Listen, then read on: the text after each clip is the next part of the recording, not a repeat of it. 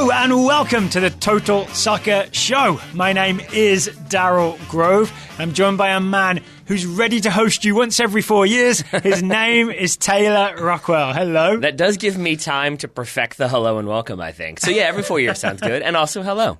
Hello. Didn't you end up settling on hello everybody and welcome? I settled on nothing. I changed it up as I wanted to, yes. Keep people guessing. The one I still haven't gone back to was there was once many years ago when we were first starting and How Did This Get Made was first starting. Oh yeah. That I tried to begin with hello people of Earth. Yeah. And you all were like, no, we're not doing that. You shut that one down. Is that what they did? And I mean all of you. I mean like you, I think Laura was in there, Albert was in there. Yeah. There wasn't flying. Yeah, I think he begins hello people of Earth. TSS democracy in action. Yeah, I think he may still say hello and welcome, though. I think he might say hello, people of Earth, hello and welcome to How Did This Get Made? I'll check in later. All right, that's fine. On this podcast... That's a good show, by the way. Today, we're going to be talking Western Conference. Mm-hmm. Same as we did yesterday with the Eastern Conference, we're going to be doing predictions and previews for every team in our style, the very specific predictions in which we commit to something, but not to whether or not this team's making the playoffs or whether or not this team's winning MLS Cup. We also committed, before we started recording, to maybe tightening this one up, doing it a little bit faster. Not because we want to, but because there are time constraints today. Yes. I'm a little concerned that I've already taken us off on a ramble with How Did This Get Made. I'm not sure that bodes well for the brevity of this episode. I'm into it. All right. Two other things. We've got a big bit of news we've got to quickly discuss. We really do have to talk about this. Yep. And a correction/apology from yesterday's show, which I will be owning and handling. Okay.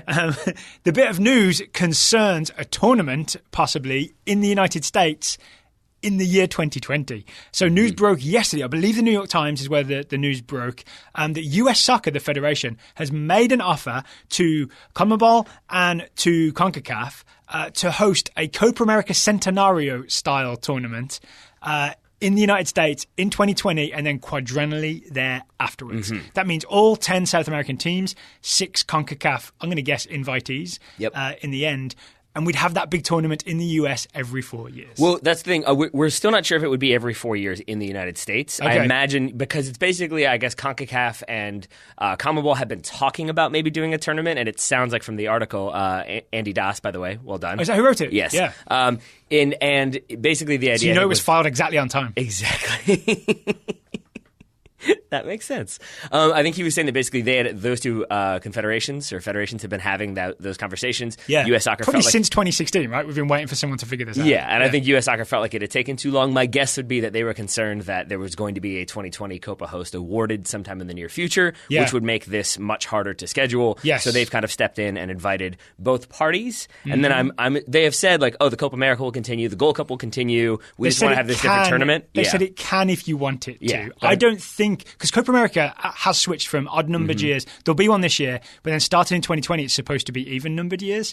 There's no way they can host a Copa America and also have a Copa America with CONCACAF the same year, right? Yeah, no. So I'm not sure US Soccer fully mean it when they say if you want the Copa America, you can keep it. Yeah, I would agree with that. I think they're doing the, like, you know when you get the telemarketer voicemail of the, like, oh, I'm calling to discuss that offer I made to you last week. Yeah. And it's just like, oh, that offer? Like, that's supposed to work? We're in your area at the moment. Exactly. Yeah. This feels a little bit like that, of kind of offering the best possible scenario. And then once those conversations begin, I'm sure some of that stuff gets stripped away and the true details of the concept prevail. And speaking of the details, the reason this might be tempting for South American teams and for CONCACAF teams maybe is that US Soccer is sort of guaranteeing a certain amount of money on the table, right? Isn't it like $200 million in participation fees to be spread amongst the teams? That sounds pretty good for a tournament. It sure does. And then they know from Copa America Centenario that they can make money. It did go well from a financial standpoint. I think from a just competition standpoint. But that aside, money is what kind of talks when it comes to making these tournaments happen. Yeah. So I think, being able to sell them on, you made money last time, you'll make money this time, and every time it's here. I guess the trade-off for South American teams would be that they probably then don't get to host the Copa America as often, right? So like Chile, Peru, Brazil, Argentina will not have as many opportunities to host their continental tournament. So you have to give that up in exchange for a bunch of money, basically. That said, and an expanded tournament. Didn't someone just get a youth tournament taken off of them from South America? Peru. There we go. Yeah. So maybe they'll look at that and think, yeah, we don't have to deal with that anymore. That's fine with us. How about as US men's national somebody team else fans? hosting the party? It's always more comforting. Yeah, just go to. Yeah, I agree with that. I'd much rather go to a party than host one. Yeah, I'm aware I've got a shared wall. I'm not trying to, make our neighbors angry. Unless you invite the neighbors to the party, then it all works out. US men's national team. From that perspective, this is great, right? Because I've always felt the US needs a really competitive, big non-World Cup tournament to not make it 4 years between super competitive tournaments. Yeah, I mean, and like European teams do with the Euros. Exactly, and as we all know, the Copa America Centenario, it went really well for the U.S. We got a good competition, and it totally set us up to play in the 2018 World Cup. So, yeah, totally. All right, from that perspective, it didn't work. But, I remember getting into it in a really deep way. I really felt it. I was all in on that tournament. So to get that every 2 years and then maybe have Gold Cups in the odd-numbered years, we'd be getting a US in a tournament every single year. I liked it. I say this because there were times when I did not like it, but it was also because it was the Copa America, that one Centenario happened at the same time as the Euros. Yeah. So we had like Euros in the morning, Copa America at night, and we just sort of were in the office all day, every day, forever. But it was a good year for us. It sure was. Right? It was a good summer for us. We got lots of content, lots of new listeners. We got lots of advertisers. Christian Pulisic was told to go run around. What more do you want? No, but same for Total Soccer Show. Business was good. It sure was. Maybe for the Commonwealth teams and CONCACAF teams, business will be good. We've brought it full circle. There we go. It's all about the finances when it comes down to it. So keep an eye on that story. The apology / correction. Yesterday, while previewing FC Cincinnati, I think I predicted that Ledesma of FC Cincinnati would lead the team in assists and that most of those assists would be from set pieces. He's got some big targets to aim at. I stand by all of that, except the part where I said that Ledesma's first name was Eric. It is not. It is not. His name is Emmanuel. I wasn't even close. Hey, you're just trying to Cincinnati it up. That's all. I honestly have. What does that mean? I just feel like Eric is a more common name. There you go. I have no explanation Eric's for how German, that right? happened. It's a German city. Something like that. It all works together. I have no explanation for how that happened at all, except I think I just wrote it in my notes at some point and then just stuck with it. All right. Yeah. I think I've watched Ledesma play against the Richmond Kickers. I know you I'm have. familiar-ish with him, and I just got his name wrong. I think you did it on purpose. I think it was like trash talking from years ago of him playing here in Richmond. Oh, because of the John Harksley counter Exactly. thing. Exactly. Yeah. Exactly. It was not that. I would also say, based on the Fernando Addy quotes from today, FC Cincinnati fans have bigger things to worry about. Yeah, so do you want to just touch on this briefly? Sure. Addy was essentially saying that we need a creator, otherwise I don't think I'll be scoring any goals. Pretty much. What about Ledesma? Yeah. I mean, maybe that says I did have that immediate thought of like, ooh, he doesn't think Kutamane is very good. I think maybe that was him reminding the front office of FC Cincinnati that maybe he was sold on we're going to bring in more players to make this that like an MLS competitor when he first went there from Portland. And I wonder if maybe that was him sort of reminding everyone, but also putting in that little caveat of like, see, I told you if you don't get me a creator, I can't score, and then it's not his fault. Here's your old friend Elvis Powell. There you go. There he is. I'm sure all will be right after that one. All right, so no mistakes, no corrections will be needed after we do our Western Conference preview. I know you don't believe in jinxes, but what are you doing, Daryl? Jinxing us. All right. Absolutely. There we go. Are you ready to get started? I'm ready to get started. Okay, so first team, alphabetically, in the Western Conference, Colorado Rapids. It's me. I'm previewing the Colorado Rapids. The new employers of our best friend is what I'm saying. Who's that? Benny Feilhaber. Benny As soon as you're on the show, of course. your best friend. Colorado Rapids, yes. The new employers of Benny Feilhaber, 11th in the Western Conference last year, scored 36 goals in 34 games, the worst in Major League Soccer. Yikes. Yeah. Yikes. Hey, here's the big story with Colorado Rapids. They have gone out and restocked the roster to address their needs. My take on this is I'm not sure I have full faith in Coach Anthony Hudson to use those players correctly and make the most of it tactically. So it's an Anthony Hudson thing? I think so. Okay. Yeah. I'm going to lead with my very specific prediction and then we'll get into the details of the new players and all that kind of stuff. My prediction is another formation change for Anthony Hudson midway through the year. Okay. So do you remember the big thing last year was they started in the 3-5-2 and he was all about the 3-5-2. They ended the season, or halfway through the season, they were like, this isn't working. Let's try the 4-4-2. The big formation change at the start of the season this year is apparently they're all in on a sort of 4-1-3-2 diamond type thing. And there are lots of reasons why I think maybe this isn't the best idea. Why is that? Let's start with them. Well, first of all, I've heard this several times. Kai Kamara was one of the big additions, right? Kai Kamara scores goals wherever he goes in Major League Soccer. That's a provable fact, right? There's lots of evidence for that. So it seems like a good idea to sign Kai Kamara if you scored the fewest goals in Major League Soccer, right? But if you think about it, he mostly played in one striker systems where he's the central target man and everybody's serving balls into him. You put him in a 4-1-3-2 where the width has to come a little bit from the strikers. He's then suddenly having to drift wide a lot more than he wants to. So it may not be a good fit for Kai Kamara. Interesting. Yeah. All right, so maybe it doesn't fit for Kai Kamara. Why else do you think things will have to change? Benny Feilhaber. Okay. So the way that I've seen that they've set up to start the season, for pre-season, is that the number 10 in the 4-1-3-2, the central attacking midfielder, has not been Benny Feilhaber. Yes. It's been Nicolas Mesquida, who has obvious talent. If you ever watch him, there's a lot of like tricks and flicks and nice moves. 4 assists in 5 years with Vancouver Whitecaps. 12 goals, 4 assists in 5 years with Vancouver Whitecaps. He is not putting numbers on the board. To be fair, Benny Feilhaber doesn't get many assists. Just kidding. He very good at getting assists. Yeah. Yes. And so in the system, Benny Feilhaber will be asked to be one of these sort of, in the midfield diamondish type shape, one of the shuttling midfielders. So he'll be having to do a bit more work and he'll be out of the creative action on one of the sides. I think Kellyn Acosta will be on the other side. It's a more natural fit for Kellyn Acosta. I'm not sure it gets the best out of Benny Feilhaber. Yeah. I'm sure he'll do fine, but I think he'd do better as the number 10. I think that is a very good summary of the situation, that Benny Feilhaber can play as that number 8, but would probably prefer and do better as a number 10. Partnering Kai Kamara in this 2-man forward line, Diego Rubio, who they got from Sporting KC. Yep.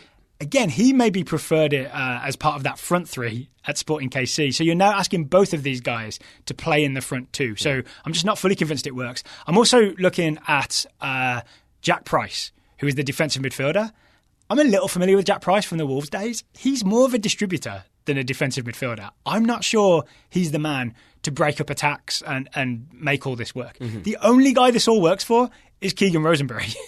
So Keegan Rosenberry... Maybe that's what it's all been about. Maybe it's all been built around him. At its core, let's get Keegan Rosenberry happy. He's the right back from Philadelphia Union. If you've seen him play, he's really good at sort of getting forward, getting crosses in. He might end up getting a load of assists to Kai Kamara, maybe, unless Kai Kamara ends up pulling wide. So it might work for Keegan Rosenberry. I'm not sure it works for Kamara or Feilhaber or Jack Price or a bunch of other players. It is. I think they just signed both of them.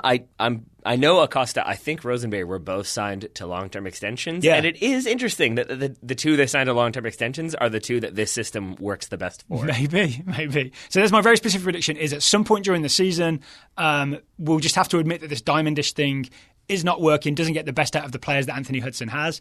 So either Hudson goes and a new manager brings a new system, or Hudson folds again and changes his system one more time. So there are teams when we do these previews that you can kind of look at and it just makes sense, and you can kind of put it down and be like, yeah, that all seems like it's going to fit. I can see how this is going to work. I can see how they're going to play. Yeah. And then there are teams that I would say you have to almost like squint. And you're like, okay, if I squint, like that does look like what they want to be doing. Yeah, I'd say Colorado or a squint team for sure. But the good news is, if you're a Colorado fan looking for good news, at least in terms of roster personnel, it's better than last year, right? It looks better than last year. Just having Kai Kamara. Wouldn't it be kind of be tough for it to not look better? Yes, okay. But at least it does. Okay. At least it does, yeah. All right, that's all my previewing for Colorado. All right, well, you've gone first in the West. I will move us on to second alphabetically, maybe second supporter shield wise. You never know. I think there's some competitors in there in the West, but we're going to talk FC Dallas now. Let's do it. The biggest news, I would say, in the offseason was the departure of Oscar Pereira, not for the U.S. national team, but to Club Tijuana, so he is now in Liga MX. Former academy director Luchi Gonzalez has taken over. I like this. Yeah, I do too, because it feels like they're keeping it within their system. They're keeping it organic, and I think it's going to work, which is why I will jump straight to my prediction, which is that Dallas will score more goals this season than last year, even though they got rid of their top 2 goal scorers. Okay. I don't want to go like specific numbers or anything, but I'll tell you this. 2018, they scored 52 goals, which was the joint fewest of any playoff team. The offseason, as I've already alluded to, they got rid of Maxi Urruti, scored 8 goals. Roland Lamah. I made a noise yesterday when you mentioned Maxi Urruti. You did.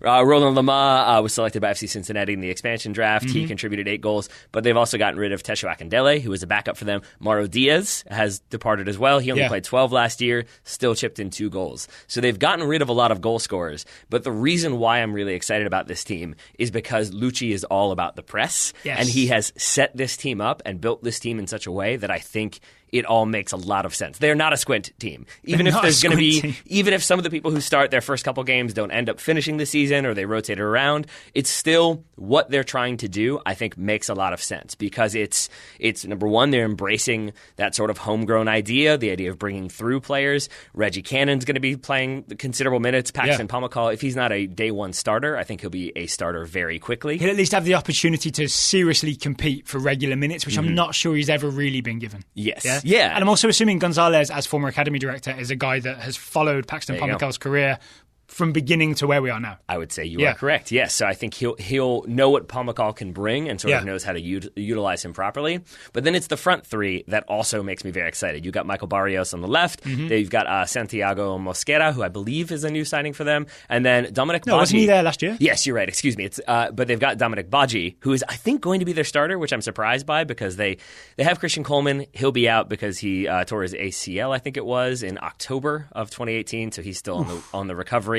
But I think what they've been doing in preseason has been Badji central, but then it's a lot of fluidity. It's a lot of interchanging and moving around. So Mosquera, for example, will pop up centrally, Badji will go wide, or Badji will drop in, and Barrios will switch to the other side. And again, I think that all fits into a sort of fluid pressing, everybody knowing their responsibilities, but it's not that. It's like, it's jazz. Like, you know you get what you got to hit, but you can kind of play around with it a little bit. And even though no one likes jazz, I think FC Dallas can pull this off well. People like jazz. I kind of like jazz.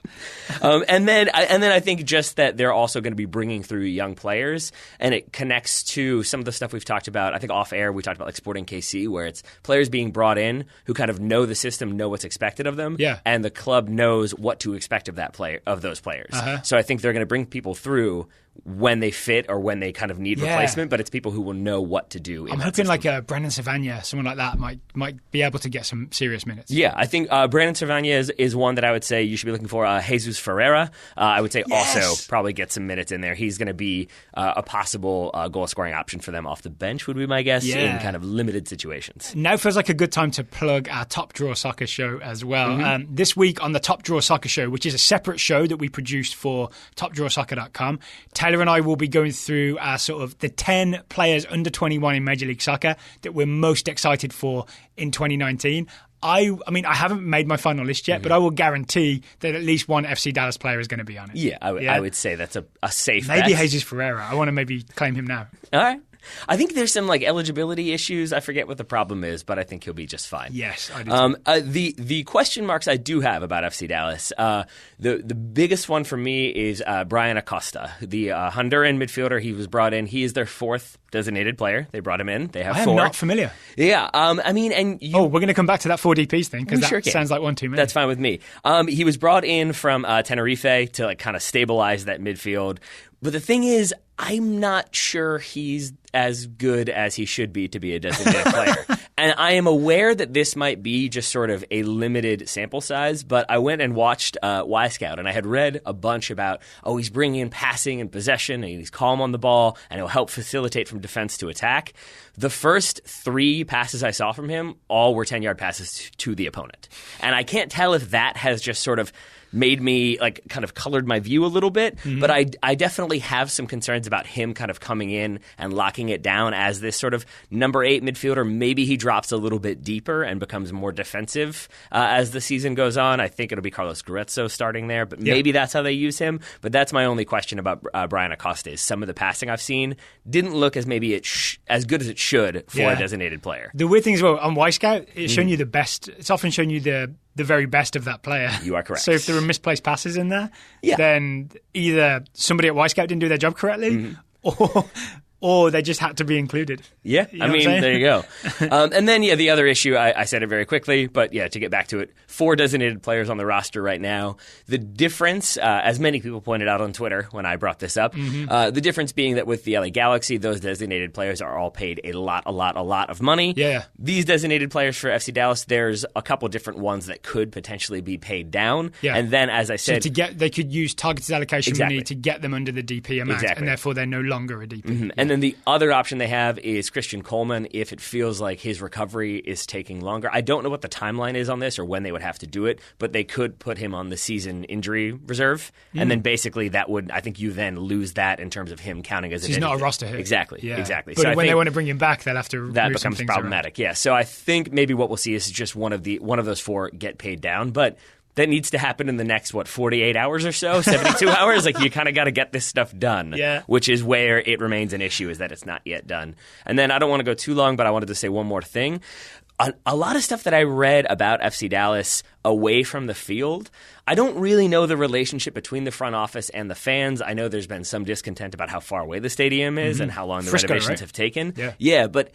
I kept reading these just little bits and pieces that it feels like the front office is doing a lot of little work to sort of make fans happy and maybe incentivize coming to more games. They are doing stuff. They are doing stuff. I think they spent, they purchased TIFO raising equipment so that they can make it easier for fans to kind of show off that way. What is that, like winches or something? Yeah, I'm guessing so. Or just they're running wires so it can kind of go up that much easier. But they're communicating with supporters groups a little bit better from what I've read so that they kind of know what's needed and how they can help out. And the biggest one is that they've put cheap prices in place for some concessions. I think one is like an 8-ounce Budweiser, which is a teeny tiny thing. Yeah. But you can get like a $3. Only $14? Yeah. Well, no, it's $3. That's the thing. Wow. That's what I'm saying. So it's still a very tiny amount, but like you can get a $3 margarita. You can get like $3 like hot dogs and pretzels. So they have like a whole list of stuff that is just $3. And when it's hot, there will be free water. So in I think certain areas. But so I think they're just trying to do things to kind of make it a better match day experience.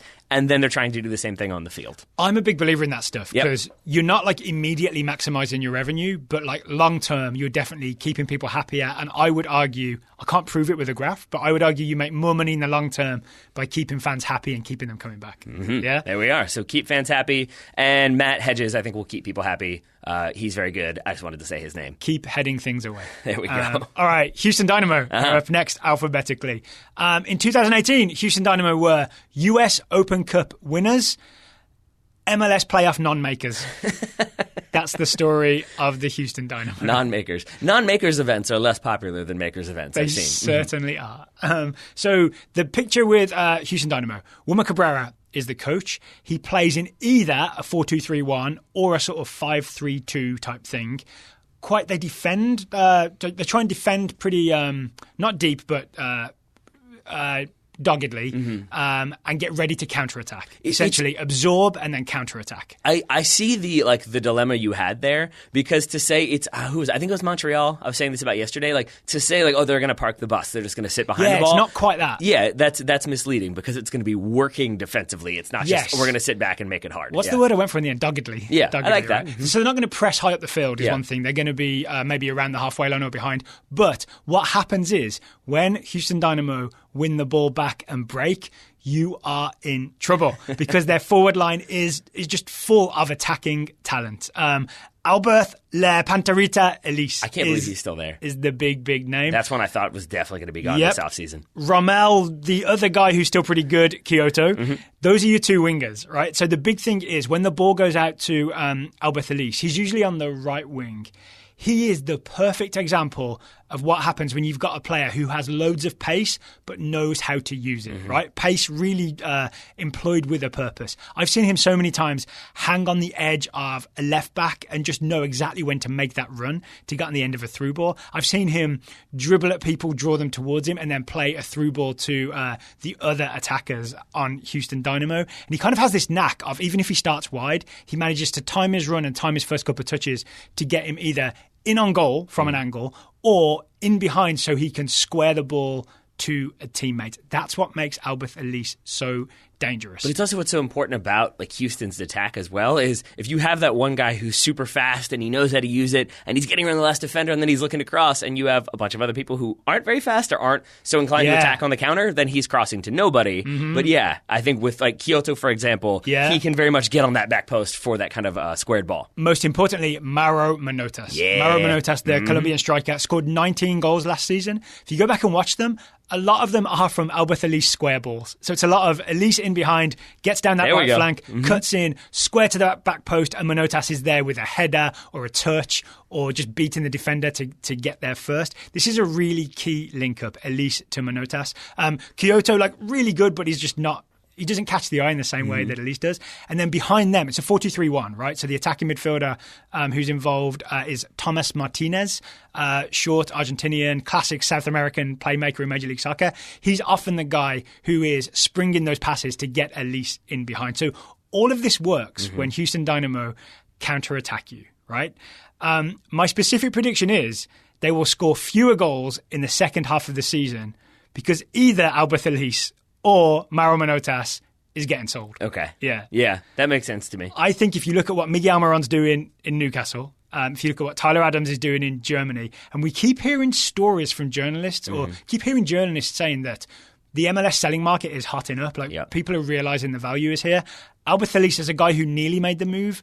He's going to be a guy that teams come after in the summer. Yeah. So there's a good chance that they lose him this summer. And I wouldn't be surprised. I don't know anyone specific, but I wouldn't be surprised if someone looks at Manotas' goal-scoring record, takes a look at it, just watching him play and thinks, maybe we should put a bid in for this guy. Yeah. So that hookup is so great between them. If you lose one of them, then the other loses. It's like kind of like losing an arm. You know what I mean? Yeah, I do know exactly what you mean. It's a really weird graphic way of saying it, but you know what I'm saying. I do. Manotas will become less effective if Elise goes. Elise may become less effective if Manotas goes because he doesn't have the guy to look for on the far post. I thought you were going to take another bite at the analogy train. I was not. Oh, boy. I did. Did you say another bite at the analogy train? I sure did. I feel like you took 2 bites in one minute. You're darn right I did. To your point, though, about like it hotting up and becoming more of an alluring destination when you're looking for talent, I would agree with that completely. And I think it is the case. Maybe this is me just seeing it because I am probably more excited than I've ever been for the start of a Major League Soccer season. And I genuinely think part of that is because DC are supposed to be good, and that helps a little bit more. I feel better prepared than ever. Yeah, me too. There we go. But I would say another key aspect of this for me is that there were lots of different players who had offers or like not even if not offers, then sort of had been heavily linked with 4 other clubs and had meetings with these clubs, and yet they chose to play in Major League Soccer. And it does feel like it's starting to get that sort of reputation as a stepping stone league where you go there, you have a season or 2 seasons that are very good, people are paying attention to it, then maybe you make that jump. The Almiron model. There we go. Yeah. So I'm excited about that. It sounds like you're excited about Houston. Anything else you wanted to add about them? Yes, one of the other big important things. If you ask any Houston Dynamo fan, including Kalen Carr, one of the big things about last season was Juan David Cabezas. This is the defensive midfielder. I think he won number 5 last year. I'm going to guess he's going to wear number 5 this year. He is key to how it all works. This guy is in the midfield, it's like reading the play, intercepting, breaking up play, then a quick short pass to get the attack started. And sometimes it's as simple as Cabezas wins the ball and gives it to Thomas Martinez, and then Martinez does something creative. Sometimes it's Cabezas, like hits Elise in behind or something like that. He was absolutely key. He was absolutely injured. Big injury at the start of the season, came back halfway through, got injured again really quickly. He barely played last year. And again, a lot of Houston fans would say that if he'd been fit, Houston would have made the playoffs. Okay. So the other reason that they may get fewer points in the second half of the season, or fewer goals, is if Cabezas gets injured again. Okay. Yeah, because the counter-attack starts with him. How was the defense last season, as far as you know, or from what you've read? I don't have in front of me how many they conceded, but I do know that Leonardo and Felipe Senderos were the centre-backs, and any time I saw them in action, the word was lumbering, possibly. Yep. Both of them are gone. Leonardo and Senderos are gone. New guys are Kiki Struna, who I don't know anything about. Maynor Figueroa, formerly of FC Dallas, is there. I haven't been impressed. I think he's okay at left back. I've never been impressed with Figueroa as a centre back. I remember a lot of mistakes when he played centre back for FC Dallas. The only guy that I quite like is a Venezuelan, Alejandro Fuenmayor, younger guy. I think he's only 22. Looks a bit more mobile. I'd be a bit more interested in watching him play than the other two. So, excuse me, Kiki Struna. I don't know much about him yet. I'm sure he's listening, and I'm hoping he'll forgive you. And obviously, you've got DeMarcus Beasley at left back, AJ De La Garza at Scoring right back. goals. I don't have a specific prediction for this, but it feels like the most loved left and right back combo in the league. Well, let's just say... Like MLS vets, everybody loves them. Yeah, that 100% checks out. Yeah. And let's just say that it will be neither of their final seasons, because I don't want it to be. Yeah, So. yeah, and DeMarcus absolutely. Beasley will never retire, as Twitter has already joked about many He's the times. real Highlander. Right? Mm-hmm. He certainly is. He certainly is. So that's all I have to tell you about the Houston Dynamo. All right, well, we've got the Galaxy, LAFC, and Minnesota coming up. But first, we need to talk about today's sponsor, Grip 6 Belts. Let's do it, shall we? They keep your pants up. They sure do.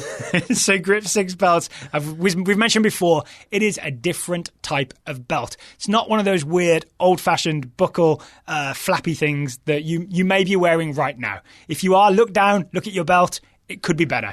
It could be a Grip 6 belt. I'm going with the shame people into buying things approach. I think that's the best way. I think everybody loves to be mocked and berated and belittled into purchasing the new thing. Get out of the past, Grandad. Buy the new style of belt, Grip 6 belts. And if you're embracing like the Marie Kondo, is that her name? The Does it give you joy thing? Yes, yes.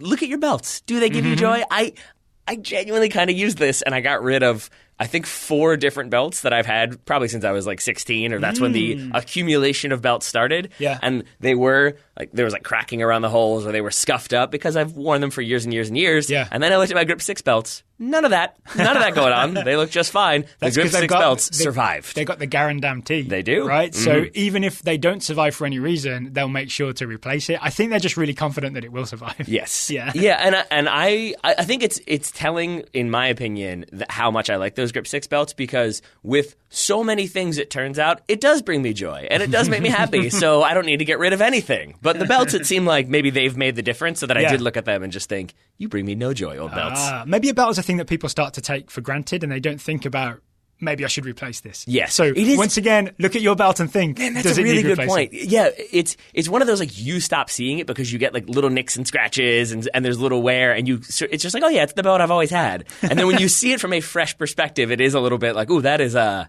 beat up. So then, if you have that revelation, then Grip 6 has you covered, because they've got the guarantee, and they're going to look good and last forever. And you can get a discount There we go. through the Total Soccer Show. If you go to the very specific URL, grip6.com/TSS, spelt GRIP, the number 6.com/TSS for Total Soccer Show, of course. That makes sense. You'll get 20% off a regular belt, or I believe about a third off any 3-pack that you buy as well. Okay. That so sound accurate? there we are. Yeah, so check out Grip 6 belts. Get you one. Get it at a discount. Get you one. And then get back to listening to our Western Conference preview. But first, thank you to Grip 6 belts for sponsoring today's episode. Now back to our previews, which I think leads to me talking about the LA Galaxy. Oh boy, it's a confusing time, I'm going to say. Is it? Yes. So the full disclosure here is that I coached our adult league practice last night. I got home at about 10:30, and I did the previews for FC Dallas and LA last night. Yeah. Have not looked at my research or any news about them since, so things may have changed. But as of last night, Ola Kamara was about to be leaving. Yes. When I looked at every single depth chart or possible formation for LA, do you know what it had? Ola Kamara. Yes. So I am very curious to see how the Galaxy deal with his departure. That's going to be a big one. And then also, that whole 4 designated player thing that has kind of dominated the conversations. Can I offer an ignorant take? Because Sure. I haven't researched the LA Galaxy. I thought they were top heavy and had too many strikers. So I thought maybe getting rid of Ola Kamara would be fine. Because he was never happy on the wing, right? So isn't it better off to be able to have Zlatan play centre forward and not have Ola Kamara played out of position? So that's it. Kind of comes down, from what I've read, from what I've seen, to what your perspective is on the Galaxy and Ola Kamara together, sort of. Because you're absolutely right that he was a player who he wanted more money. He didn't want to continue to play out of position, and it didn't seem like he was a player that the new Galaxy front office, the new Galaxy manager, are looking at and thinking, this is the guy we want to build around. Yeah. So if it's not the one you're going to build around, and he's not in your long-term plans, and he wants more money, and you definitely are in a position where you can't be giving out any more money, it all kind of makes sense for him to depart.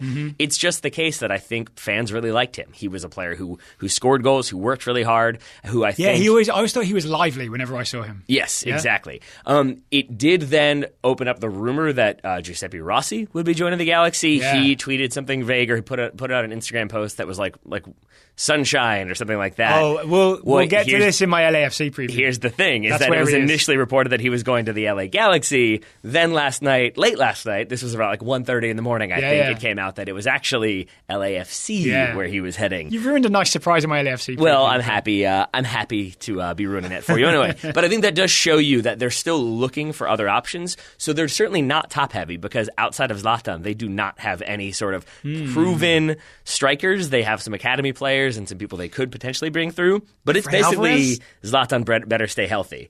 So isn't this part of the thing? Couldn't this be the year with... so I'm doing half the preview for you here. By all means, go ahead. Dennis de Kloese coming in. He seems like someone who is more connected to the sort of Los Dos and academy system.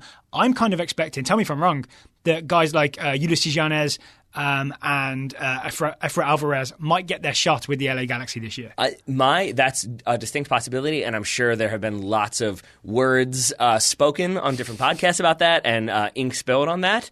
But I think that is one of those sort of we will get to that problem down the road. We got bigger fish to fry right now. So yes, that may well be the case, but I think there are more immediate concerns right now, Ola Kamara's departure being one of them, and then obviously the 4 DPs. Dennis de Kloese, as you said, coming in as a general manager, and it feels like he is trying to clean up a lot of the issues and bad contracts that have been there in the past. But it also feels like he's kind of done a little bit of this. His first day on the job, and he's just reading some of the contracts and what? Yeah, we paid who what now? Who's this guy? But I mean, I believe I'm correct in saying that they... made Zlatan a DP when Dennis de Kloese was there, so it does feel like a little bit of his own making. And for Wasn't his that part of the deal, though, right? That his first season would be a TAM player, but there'd be elevation to DP. I don't know if that was... If he did enough sales calls. I don't know if it was... he had a sales target. Sure. I don't know if it was ever that thought out. I mean, I think that was maybe our expectation, because to me, him returning... It's being sold as sort of we managed to bring him back. He wanted to go to Milan. He wanted to go try somewhere else. He wanted to go back to Malmo. But I do think it's a little bit... I mean, this is what Mino Raiola, his agent, does, is sort of make it seem like, oh, no, he's gone. It's not going to happen. And then when the Galaxy pull him back in by making him a designated player, which maybe is a thing that was always going to happen, it then gets sold as, oh, they figured out a way to make it work. Yeah, Raiola's the exaggerator, right? Didn't he, when Zlatan had the surgery, Raiola started the rumor that the surgeon had said... I've never seen knees like this. Yeah, had the best tendons I've ever seen, or the strongest ligaments I've ever seen. Yeah, what is he, Wolverine? He's healing in surgery? I mean, he may put think some he adamantium in here. Yeah, the doctor said that. I never said any of that stuff. Don't give him ideas. He's going to be they repaired it with adamantium. The non-existent metal? Yes, exactly. That would be a 5th DP. I hope they do that. So sorry, I think I've sort of sidetracked your preview. Well, no, not really. It's fine. It's the Galaxy. We can go wherever we want to go. But to go back to it, the pressing issue right now, you've got Zlatan as a DP, you've got Romain Alessandrini as a DP, Jonathan Dos Santos, and then Gio Dos Santos as well. The DS brothers. It's going to be, by all accounts, Gio Dos Santos that they focus on either trying to take less guaranteed money, which, number one, I don't think he'll want to do, and number two, I don't think he legally can do. I think the players' union will not let him do that because they don't want to establish a precedent of a player taking more money or taking less money because that might work for a designated player. Fewer monies. I was trying to figure that one out. Fewer dollars. They don't want to establish that, and it might be okay when it is Gio Dos Santos, but when you're trying to convince a guy on $72,000 a year that we can't really make this work. We need you to take less. Shouldn't there be how the designated player rule was originally known as the Beckham rule? Yeah. Shouldn't there be a Gio Dos Santos rule, which is when you're paid really well but you massively underperform? Yes. There should be a mechanism to lower your pay. Yeah, I think that's called a payoff, which may be what they end up doing. They may end up buying him out. They may still try to restructure. But again, I had the earlier caveat of I haven't looked at the news today because this does feel like a thing that is going to evolve very quickly because it has to. It has to, right? It'll get fixed one way or another before the first game. Yes. Yeah. So that's an issue that they're going to need to kind of address. If Zlatan gets injured, that will be a major issue, obviously. They have done some some good work in dealing with other issues. Center back was a big problem last year. They've brought in Diego Polenta, who, from what I've seen and then from what I've read, I have heard can be a very much enforcer center back when he needs to be, and can be big and physical and block people off the ball. From what I've seen, he can definitely play the ball, and he is definitely comfortable with the ball at his feet. Ooh, so a bit of both. So I think he is going to be a very good addition. Smashy, passy. Yeah, he's exactly. That's what you should say. But reading about him was really interesting. He's a 27-year-old Uruguayan center back, played for Nacional 100+ times, and he basically let his contract run out and got a bunch of offers, and took, I think, since the end of last season to sort of evaluate them and decide what he wanted to do. He obviously had renewal offers from Nacional, but from Leeds, from Atlas in Mexico, from Al Ittihad in Saudi Arabia, and he chose to go to the LA Galaxy. Mm-hmm. That's where he wanted to be. MLS Destination League, like you said, exactly. For that maybe stepping stone type thing.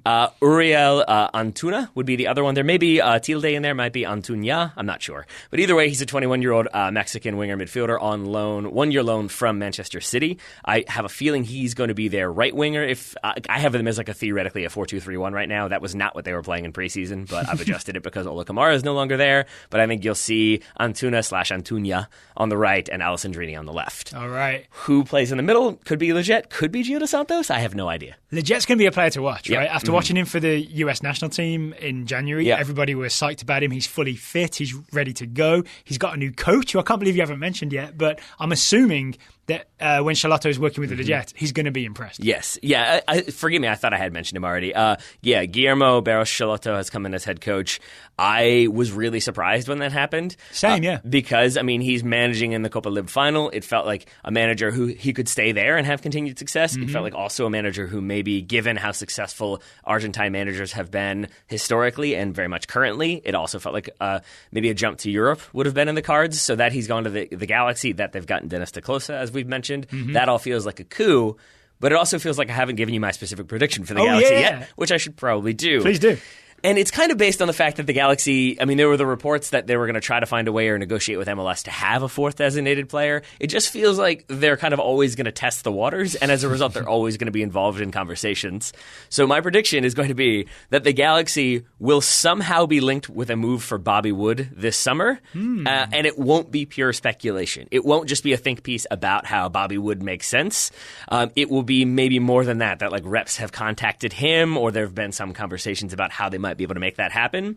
And there are very simplistic reasons for that, such as he could potentially be available this summer if things don't go well at club level. If, say, Hanover get relegated, maybe he has to make a jump somewhere else. Maybe it's time to come back to the West Coast. He is from Hawaii, so being in California, that's an easier flight than it's ever been. The very West Coast, Hawaii. Yes.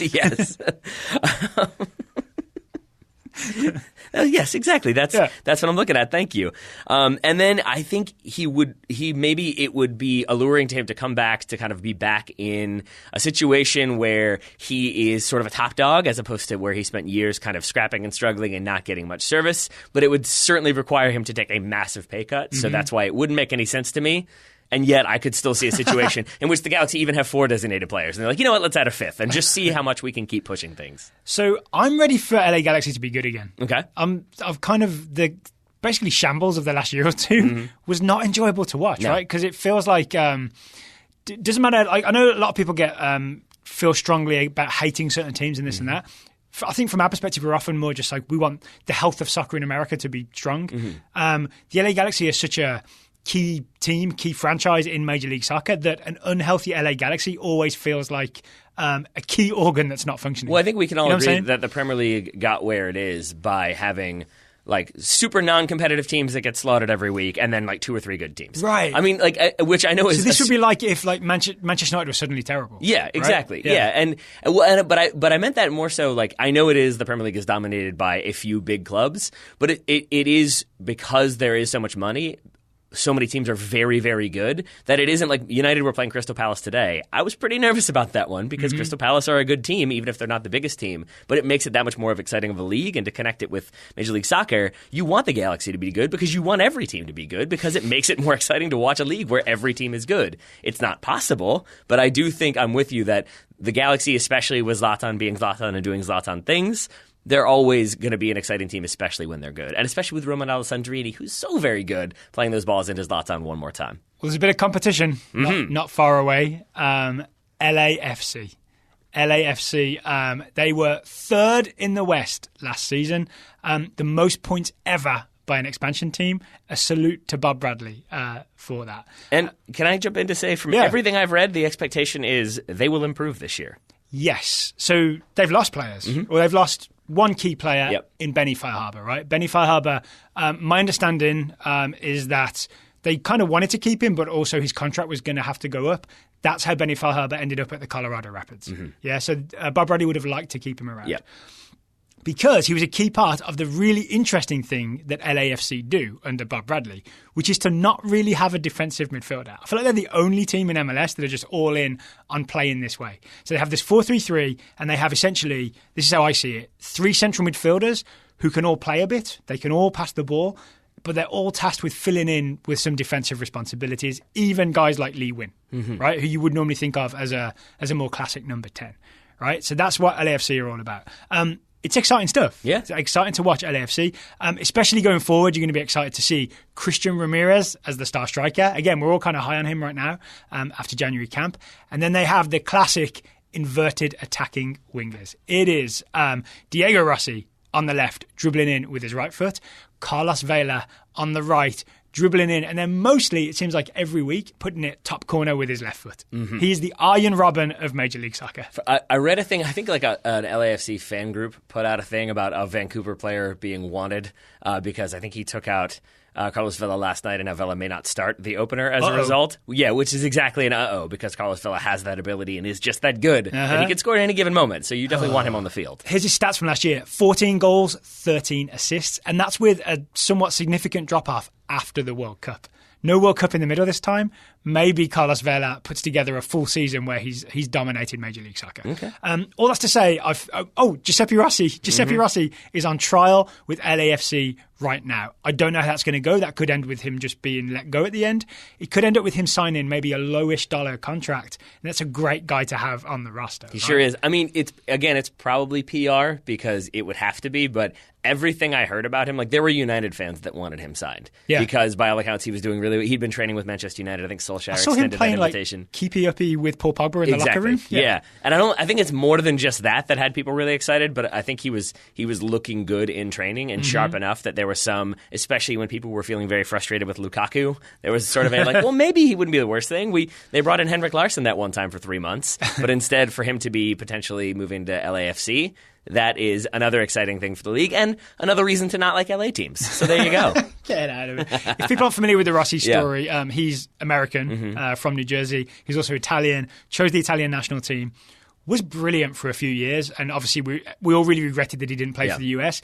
But then he's had a load of injuries. That's why he's no longer in La Liga or Serie A or the Premier League. It's why he may be available for a pretty low dollar for a Major League Soccer team. I think it's worth a gamble. Yeah, I think it absolutely is too. And I should say, like that was pretty much like tongue in cheek there because that is definitely a time has healed that wound. Yeah. I was pretty sad in the moment because he felt like he was going to be this incredibly exciting player. So 2005, 2006. Right? And he had those moments when he played for Italy against the United States that I was like, no, I'll never cheer for you. But yeah, given the way his career's gone and given that the national team has plenty of exciting players these days, Giuseppe Rossi, come on back, score some goals, have some fun in LA. Well, here's my big take with LAFC.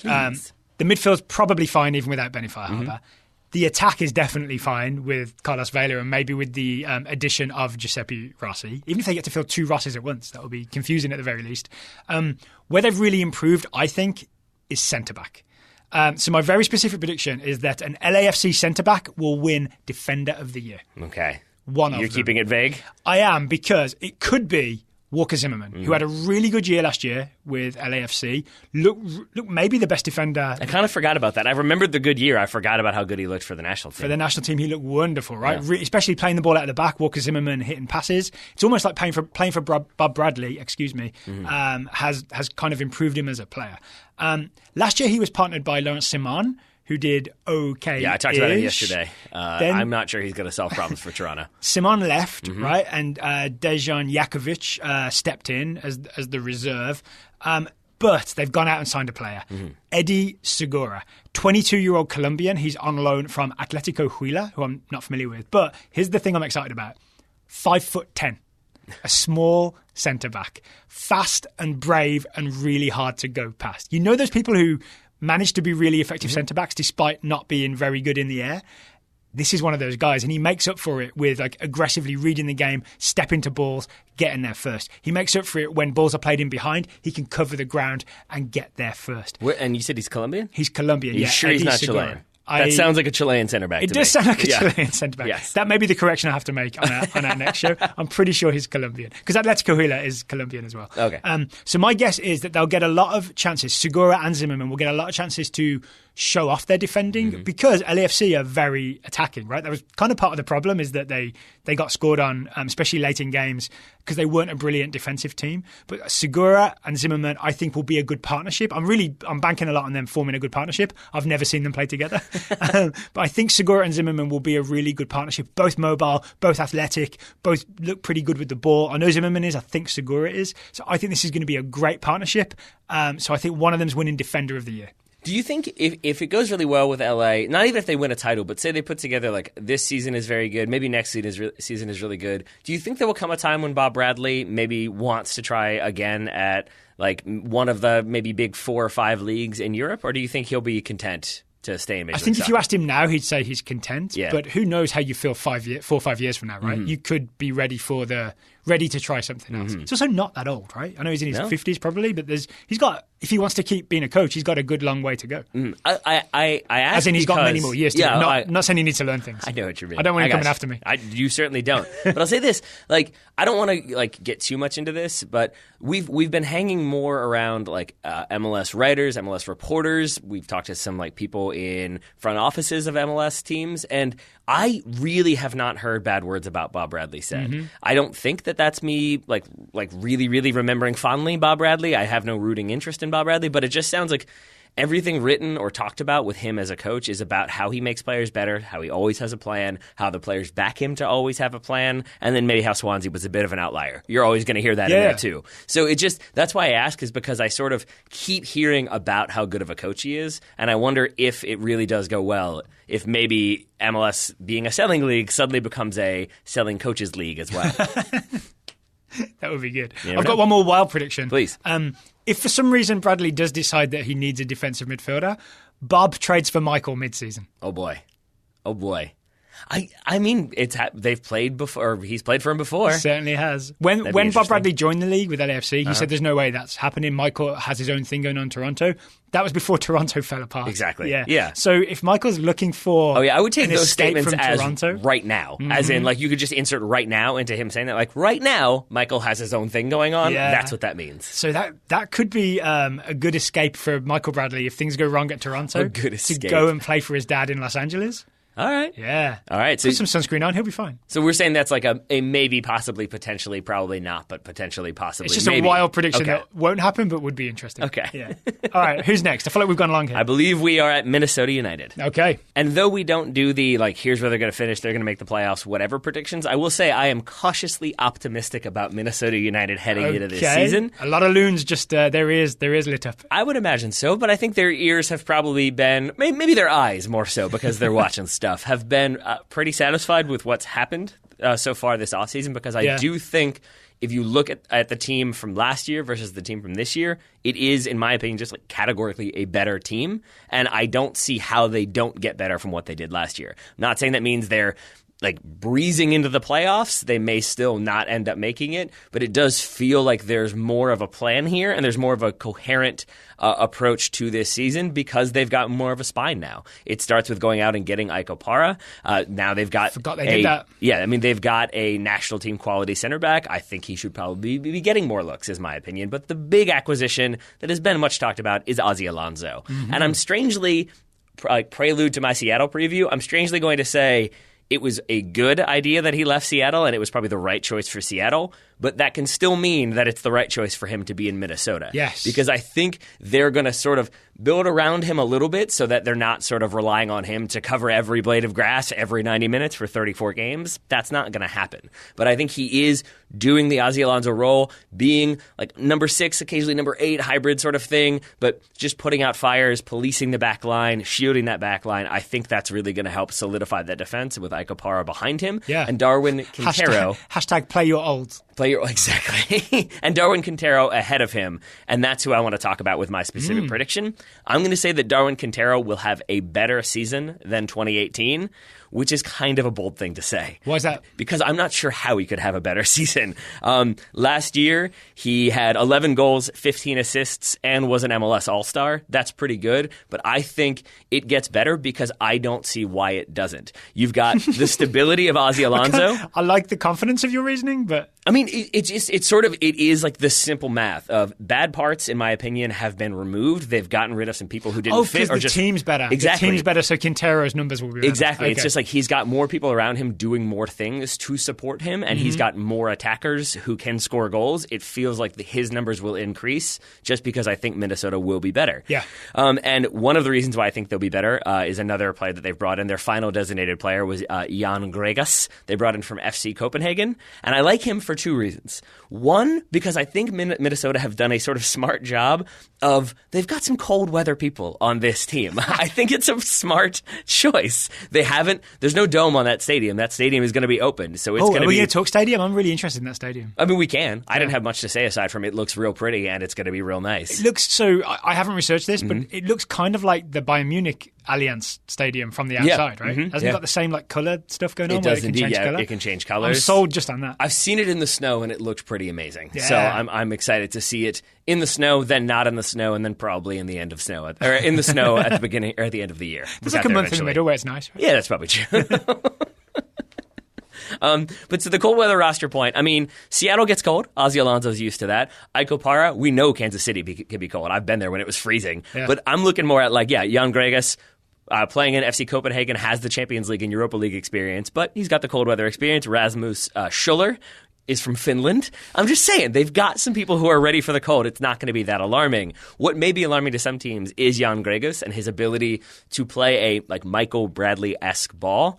You mean that in a good way, right? I do mean that in a good way. Half the people listening will think that's a bad thing. I mean it in the best possible way when it comes to Michael Bradley. Yeah. You know that sort of he has that ability to get the ball, say sort of like left center. He can just turn and ping that ball over the top. Yeah. It's a perfect diagonal ball that sits up just the right way. I saw Jan Gregas do that maybe 20 times, like that exact ball. But it's not just he's playing a person into space and the guy's running on. It's like he puts it perfectly over the left back's head into a spot for the right-sided winger to get on the end of it and then cross it back over. Okay. And just a little bit of his delivery, so I think he's going to be sitting sort of deeper for Minnesota and kind of spreading the ball around, but then obviously he can work back and make those tackles. I think that's a really smart choice for their third DP. Jan Gregus. Are we spelling that like the vodka? Or? No, Jan is Jan, and then Gregus is Gregus. I believe he's Slovak. I did not write that down. I don't know why I asked that. I was just curious.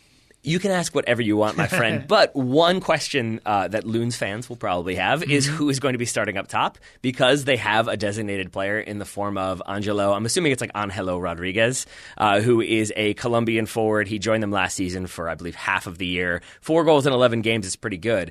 But it sounds like he may not end up being Minnesota's starting striker, because from what I've heard of their preseason, Romario Ibarra has kind of turned it on, has been scoring goals, and looks very good combining with Darwin Quintero. So they may find themselves in a situation where they're not playing their designated player because they're playing another player up there who's doing just fine. Is Ibarra the guy that used to play for them in NASL? That would be Miguel Ibarra, who is also still there and will start on the right wing. You've got 2 different Ibarras for Minnesota. I was gently checking that you hadn't got the wrong name, because some people on this show sometimes do that. Never. No, you've got two Ibarras.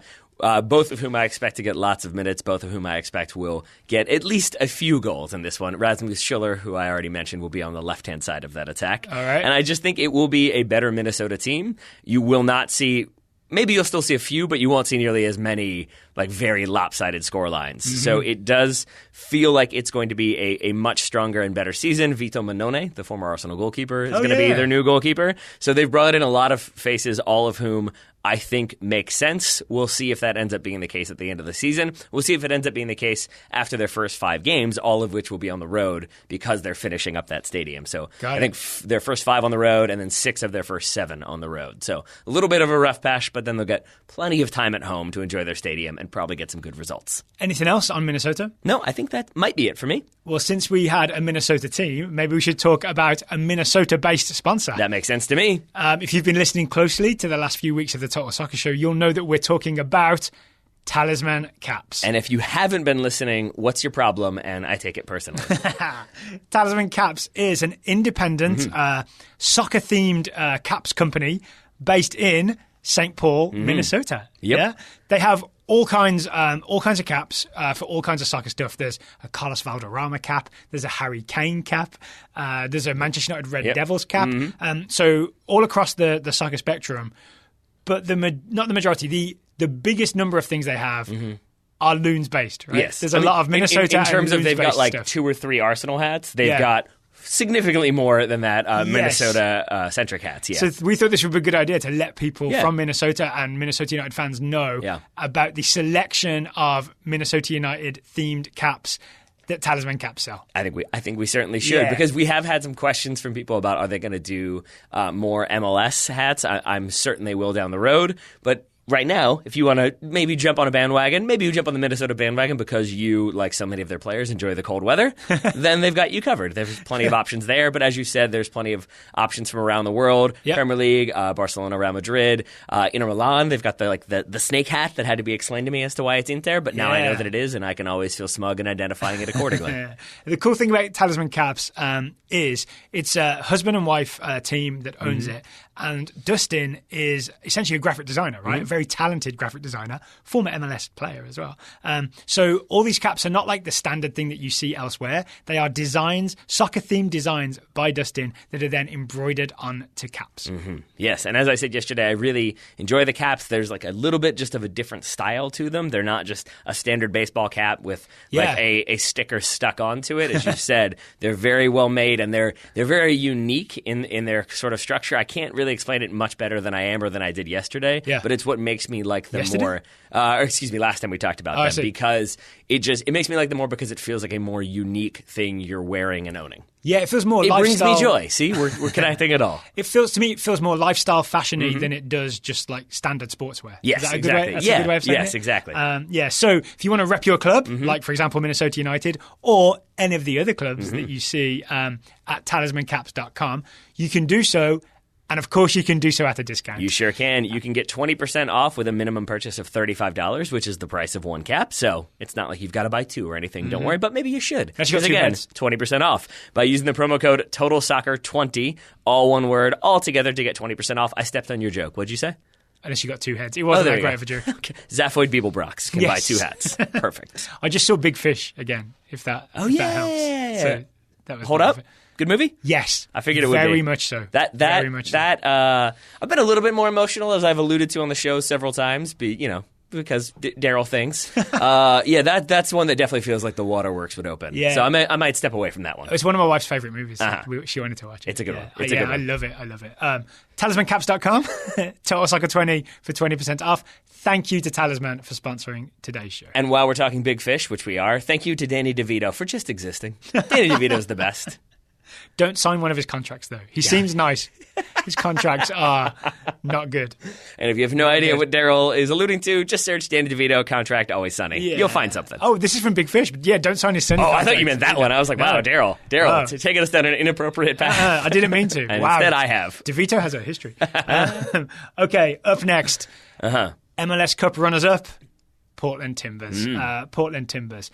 Another team... I'm previewing Seattle, so I refuse to acknowledge them. Another team that's going to be on the road to begin with. Providence Park is getting a big renovation. When it's done, it'll seat 25,000 people. They're playing a huge chunk of their games away to start the season. Then they come home after it opens. 17 of their final 22 games will be at home. Wow. That's DC United level. Yeah, I was going to say, who did that work out for really well? It was DC United. DC United. So my very specific prediction, it's obvious, but there's more depth to it, so don't worry, is that the second half of the season will be much stronger than the first. Okay. Because they'll be at home, because they'll have the new stadium, they'll have the Timbers Army, loud and proud, right? All that will be going on. The other part of this is also kind of similar to DC United.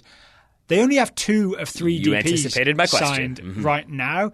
It would make sense to sign another DP for the opening of the new stadium and really, really put your foot on the throat of everybody who comes to Providence Park. And is the expectation that I forget, they were talking to like Ezequiel Ponce, or maybe it wasn't Ponce. I forget who they were talking to. There have been a few that Sam Steshka has been reporting. Is the idea that that person would be the third DP who they've been pursuing? My understanding is it would be a striker. I didn't know any specific names. Ezequiel Ponce would be great, I think. There's even a quote from Wilkinson who said that they were planning to do this at the start of the season, that they were going to sign a new striker, and it would be the biggest investment we've made in a player since the start of the Timbers. Wow. And that didn't work out because they just couldn't get the deal done, which makes sense, right? And they also don't want to be extorted, so they're not going to overspend when they can't get the player that maybe they want. Don't say that if you don't want to have to spend a lot of money. Possibly should have kept that to himself. But it means that there's money to spend and there's a DP spot to fill, and they're going to fill it when they come back to the new stadium. That's not something I've heard. It's like things I've pieced together from looking at what the front of the jigsaw box looks like. That makes sense. And then it also makes sense that it's going to be like a similar looking Portland team with a few changes, I would guess. I'm assuming both of our Diegos will still be there. Both of our Diegos are there. Diego Charles in midfield, breaking things up. Diego Charles still not eligible for the U.S. national team, even though we look every year. We check every week. Diego Valeri, ahead of him, still making things happen. Sebastian Blanco, still making things happen. Ahead of them, Jeremy Ebobisse. So I'm conflicted about this. I'm very much pro play your kids, as we know. I've been impressed with a lot of what we see from Ebobisse. But then at the same time, you see the flaws in his game, right? And so I don't think he can improve his flaws fast enough to not get replaced by this incoming designated player who's probably going to be an expensive South American striker. Yeah, but that means he's not ready. I mean, that's the reality. Is like, because I would see it as almost the ideal situation of you give him half a season or 3 months to sort of solidify that he can do everything that's asked of him and he can be that main player. And if he can't elevate to that next level, then it justifies going out and signing somebody else. But then he goes back to being a backup. I mean, yeah, but then maybe that furthers his development. Maybe he learns something from the designated player, or maybe he just keeps getting minutes and they change the shape around a little bit. But I think, like, on the one hand, I'm with you on wanting to play the kids and get them those minutes, but there has to be justification for doing so. Yeah, that's fair. Is my feeling. Yeah, that's fair. You can't just like put a 12-year-old out there and be like, but I'm doing it. There's a 12-year-old. I've also got a bonus, very specific prediction. I mentioned Blanco. I mentioned Valeri. We mentioned Ebobisse. Andy Polo is the sort of maybe less heralded guy because he didn't have a wonderful season last year. He's the Peruvian winger, plays on the right. I'm going to say that in 2019, he will at least treble his statistical output. Okay. 2018, he only got 1 goal and 2 assists. That's not great for an attacking winger with a lot of talent. So you're saying 3 goals and 6 assists, or are you just saying 9 total things? At least 3 goals and 6 assists. Okay. And to give you an example, his 1 goal, 2 assists in 2018, he matched that in just 1 preseason game. He got a goal and 2 assists. Okay. So I think he's a bit more settled. Again, he had a World Cup in the middle of the season, so he went off to the World Cup with Peru. I think that is always a tough thing to leave and then come back and then you feel like you're catching up. I think a full run at it for Andy Polo in 2019, he'll treble his output. Maybe let's go big. Let's say he's going to quadruple it, which will give him 4 goals and 8 assists. That would be a realistic possibility for Andy Polo on the right wing for Portland Timbers. So it sounds like you're pretty optimistic for the Timbers for this season? I mean, we'll talk about the MLS Cup finalists. Well, that's, right? yeah, but I had a question because I believe I'm correct in saying that Liam Ridgewell has departed? Yes, Liam Ridgewell has gone and Alvis Powell has gone. So there is the 2 centre-backs, as I understand it, will be Casante and Mabiala. So yeah, they're going to miss Liam Ridgewell. But I don't know how much. I don't know if it's that big of a deal. Maybe it is, right? Maybe it's worth raising because maybe it turns out that he was probably their best defender, definitely their most seasoned defender in terms of career experience and where he's played before. He was sort of a leader on the back line. So yeah, maybe it's a big miss. I'm just not ready to say, oh, Liam Ridgewell's missing, so Portland Timbers defense is going to fall apart. Yeah, because a lot of it is based. We watch them a lot more in the playoffs than the regular season, right? On Gio Severezi having that team in a sort of. Remember, we couldn't decide if it was a 4-4-2 or a 4-4-1-1 because Valeri was sometimes next to Ebobisse but sometimes underneath. But they were like compact and tight and they would fight for everything and win the ball back. I'm not sure that like losing one centre-back will be enough of a detriment for them to not still have that defensive fighting spirit that will be useful. All right. Well, I look forward to watching. That's probably the one that, of all the teams you've previewed, like no disrespect to everybody else, but I want to look at them because that does feel... I can't tell you why. I can't tell you why I feel this way, but that feels like a team that, in my mind, is going to take a step back. And then maybe it's because there's like that DP spot still available. There's like still, as you said, question marks around Jeremy Abobase. Then you've got Liam Ridgewell leaving. Let's put it this way: no one really expected them to make it to MLS Cup in 2019. Yeah. I wouldn't really expect them to make it to MLS Cup. Sorry, no one expected them to make it to MLS Cup in 2018.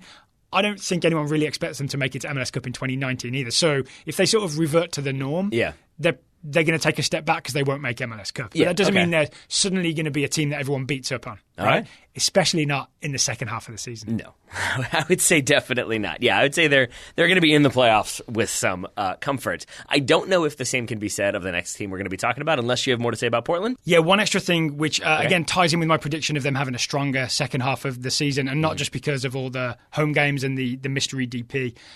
It's the right back that they've signed, Jorge Moreira. They've signed a right back who was playing, not always, but was playing for River Plate. Okay. So Jorge Moreira is arriving with a bit of an injury, so he's not going to be... Did River and Boca just get pillaged this offseason? I felt like we've said that a lot about River and Boca. Yeah. That this player used to play for them. I think maybe they refresh anyway, right? Like after everything that happened, they're refreshing and ready to go. Yeah. So he's going to be competition for Zarek Valentin at right back. Alvas Powell's no longer there. I think in the long run, he's the better player. He's someone who can get forward and get involved in kind of in the way that Alvas Powell did. So I think by the time the end of the season comes, Jorge Moreira will be settled, he'll be fit, and you'll have a River Plate standard right back playing for Portland Timbers. Okay, then. Yeah. And Jorge Villafana on the other side still? And Jorge Villafana on the other side. All right. Yeah. Okay, Portland Timbers standard left back. There we go. All right. So that's Portland. Let's talk Real Salt Lake. Let's do it. Shall we? And I want to start off by saying I feel the need to note that Mike Petke likes to tinker. He's going to change things around a little bit. So I think I have an idea of what they're going to do. Will there be handouts? What's that? Will there be handouts? I mean, probably. And some ranting and some Long Island-ish? Is that the accent that Alexis always goes to? I forget what he says. I'm not willing to commit. Or he's it's like he goes back to a guy on the LIE. That might be what it is.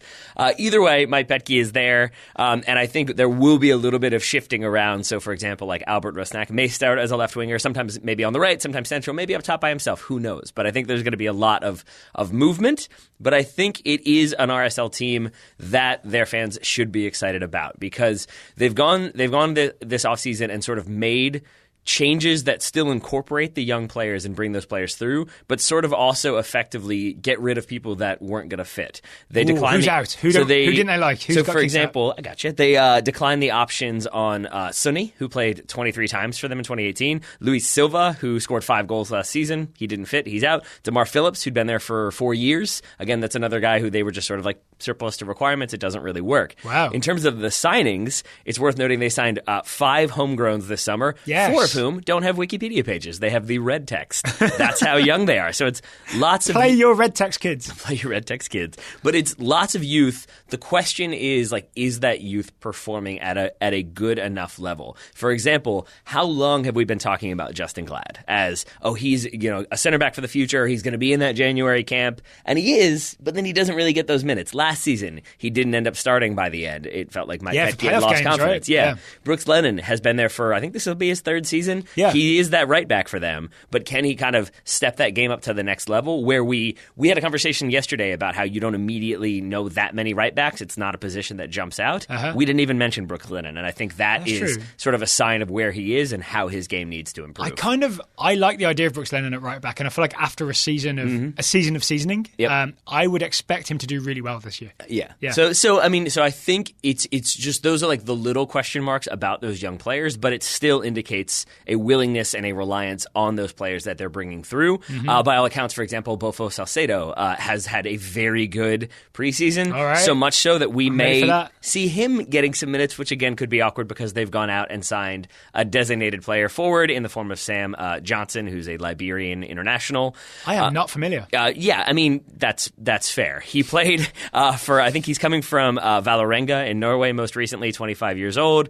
He's played pretty much his entire career in Scandinavia, 11 and 21 there, but there's some concern about is that the sort of standard you need to be a designated player, and specifically a designated player striker who's going to get those goals in this league. Not even South American. Exactly. But they still have João Plata there, and then, as I said, Bofo Salcedo, maybe he gets some looks. But none of that is about my specific prediction. All right. Because my specific prediction, you've got Kyle Beckerman. Still going to be there, still going to be starting as that holding midfielder, short-haired now, turns 37 years old this spring, played 31 games for them last year, and my specific prediction is that he will play just as many or more games for them this year. You're saying there's no stopping Kyle Beckerman? No, I am saying that there is very much stopping Kyle Beckerman, but that Mike Petke is going to make that less of an issue, is what I think may happen. How does he? Oh, just by keep playing him? Well, no. It's because... So they've done, as I said, this is why I had the caveat of they've done lots of different things. But one of the things that from what I read, worked very well, and I think a lot of fans were excited by, is they would start in a 4-2-3-1, but it became a back three when they were attacking, essentially, because Kyle Beckerman drops in between the two center backs. That allows Aaron Herrera, the left back, Brooks Lennon, the right back, to then be very attacking. Yeah. And the key part of this is the addition of Everton Luiz, who is a player that they brought in the offseason. Loaned from SPAL or SPAL in Serie A with an option to buy. 30-year-old Brazilian defensive midfielder who in the preseason has been everywhere. So he is the one who's like running all over the place, putting out problems, and then it's Kyle Beckerman dropping in, and sort of he's got that shield in front of him, and then he doesn't then have to be running 80 yards forward to facilitate attacks because so Beckerman's evolving. He is, and then they've got so many attackers on this team. We've talked about a couple of them, but I mentioned Albert Rusnak briefly. Corey Baird could play on the left wing, the 2018 Rookie of the Year. Jefferson Tavarino on the right. U.S. national team player. Yeah, Corey Baird. I mean, so it's just it feels very exciting. My one concern is that I think they may have an alien on their team or someone from the future. And I'm not just trying to say that like foreign names are funny, but if I told you that they were a person from the future who had come back in time to play in Major League Soccer, wouldn't it be Damir Kreilach? Kreilach is such a person from the future last name. Yes. Let's be real here. He scores goals from the future. He sure does. He sure does. And he'll be, I think, maybe starting for them as like a number 10 or in the central part of that attack. You remember the goals I'm talking about? Oh, I do. Yeah. Exactly. Yeah. I mean, you can't forget them because he's come back in time to make sure that we can. That's what I'm saying. Maybe that was how he was able to do that. See? Now you're on board. Now you're with me. But it just, I don't know. I think maybe I'm buying into the hype. Maybe I just like Mike Petke. Maybe I want Kyle Beckerman to be very good. But I see a situation that they're setting up where they can keep Beckerman and sort of play to all of his strengths and then have cover so that you can't exploit his weaknesses. Because I saw some previews that said, oh, he hasn't lost a step. He's just as fast as ever. That is not true. I mean, he was never fast, right? I mean, so maybe that's true. But he has definitely lost a step. And it was noticeable from what I saw from what I read, rather, from the first game of the season to the last game of the season. It was noticeable that like, ooh, he's not covering that ground the way he used to. So I'm thinking maybe this system is set up to allow that to not necessarily matter as much. It raises the question, should the point of a team be to protect Kyle Beckerman? I mean, or should it be? When it's RSL, yes. And then... question answered then, I guess. Yeah, I mean, yeah, exactly. Marcelo Silva and Justin Glad will be the two center backs. There's some concern about their chemistry, but maybe Kyle Beckerman kind of wedging in. He's the facilitator. He's probably pretty chill. Yeah. And then Nick Raimondo behind them, the ever-present Nick Raimondo. Yeah. That's your RSL. That's your RSL. Mm-hmm. All right, let's talk about San Jose Earthquakes. Sure. Because they have gone from 2018, the worst team in Major League Soccer in terms of points, maybe the worst team to watch because they were. This is even quotes from players that they were essentially giver-uppers. Like they made excuses and lost. Giver-uppers? They had no faith in what was going on, right? Coach was fired. The new coach in 2019, Matias Almeida, has me excited to watch the San Jose Earthquakes. They may be the team I'm most looking forward to seeing when we kick off next weekend. My first question is, he's definitely still there, right? Matias Almeida has not left? Yes, there left? was a rumor that Cruz Azul wanted Matias Almeida, but it was, I think they just were putting pressure on the current coach of Cruz Azul, and it made sense to maybe mention Matias Almeida. Then I feel better. If you're not familiar with Almeida, he was an Argentinian player. He was the coach most recently of Chivas de Guadalajara. Did really well. I think you mispronounced River Plate. We've just established that if they've come from somewhere else, it's River Plate or Boca. He was the coach of Chivas de Guadalajara. They won the CONCACAF Champions League. They won Copa MX, and he didn't win the entire Liga MX, but he won, I think, the Clausura, right? So his teams win things. Matias Almeida has come in with his system, which is fascinating. All right. I want to hear. Have you heard about it? He doesn't call it this, but after reading it and going back and watching some of his Chivas team play, I would call it total man marking. Ooh. The system is intense man marking. Like Havoc style? Kind of. It's not really a press. So this might take some explaining, but I'm willing to work on it till we get there. Okay. Right. So from what I saw of Chivas, they played a 4-2-3-1. I think San Jose will play a 4-2-3-1. And then what happens is when a player comes in your zone, you man mark them, as in you get right next to them and you follow them wherever they go. Okay. If they go out of your zone, you don't get pulled out of position because that's how a team gets absolutely ruined, right? Get the shapes ruined. You make sure you pass him on to someone else, right? So it's total man marking. And so when you watch it, it looks like a team in a shape, right, in a 4-2-3-1. But everyone is slightly pulled left, right, up, down because they're following their player intensely. The result is the opposition team has no one to pass to. Well, that seems like the result in theory and maybe occasionally in practice. I feel like there's one major issue here. What's that? What happens if, so say I'm marking somebody, they're in my zone, they run into your zone, Daryl, and you're already marking somebody? Well, I think maybe then I think there are nuances to it, right? Because, again, he's won league titles and cups and continental titles. He may know more than me is what you're saying. I get it. He may know more than me as well. So genuinely, that's a really good question, right? But I don't know the answer because I haven't seen enough of his teams play, and I haven't seen San Jose under Matias Almeida play at all. That's one of the reasons I'm fascinated to watch them play. All right. What about Tommy Thompson?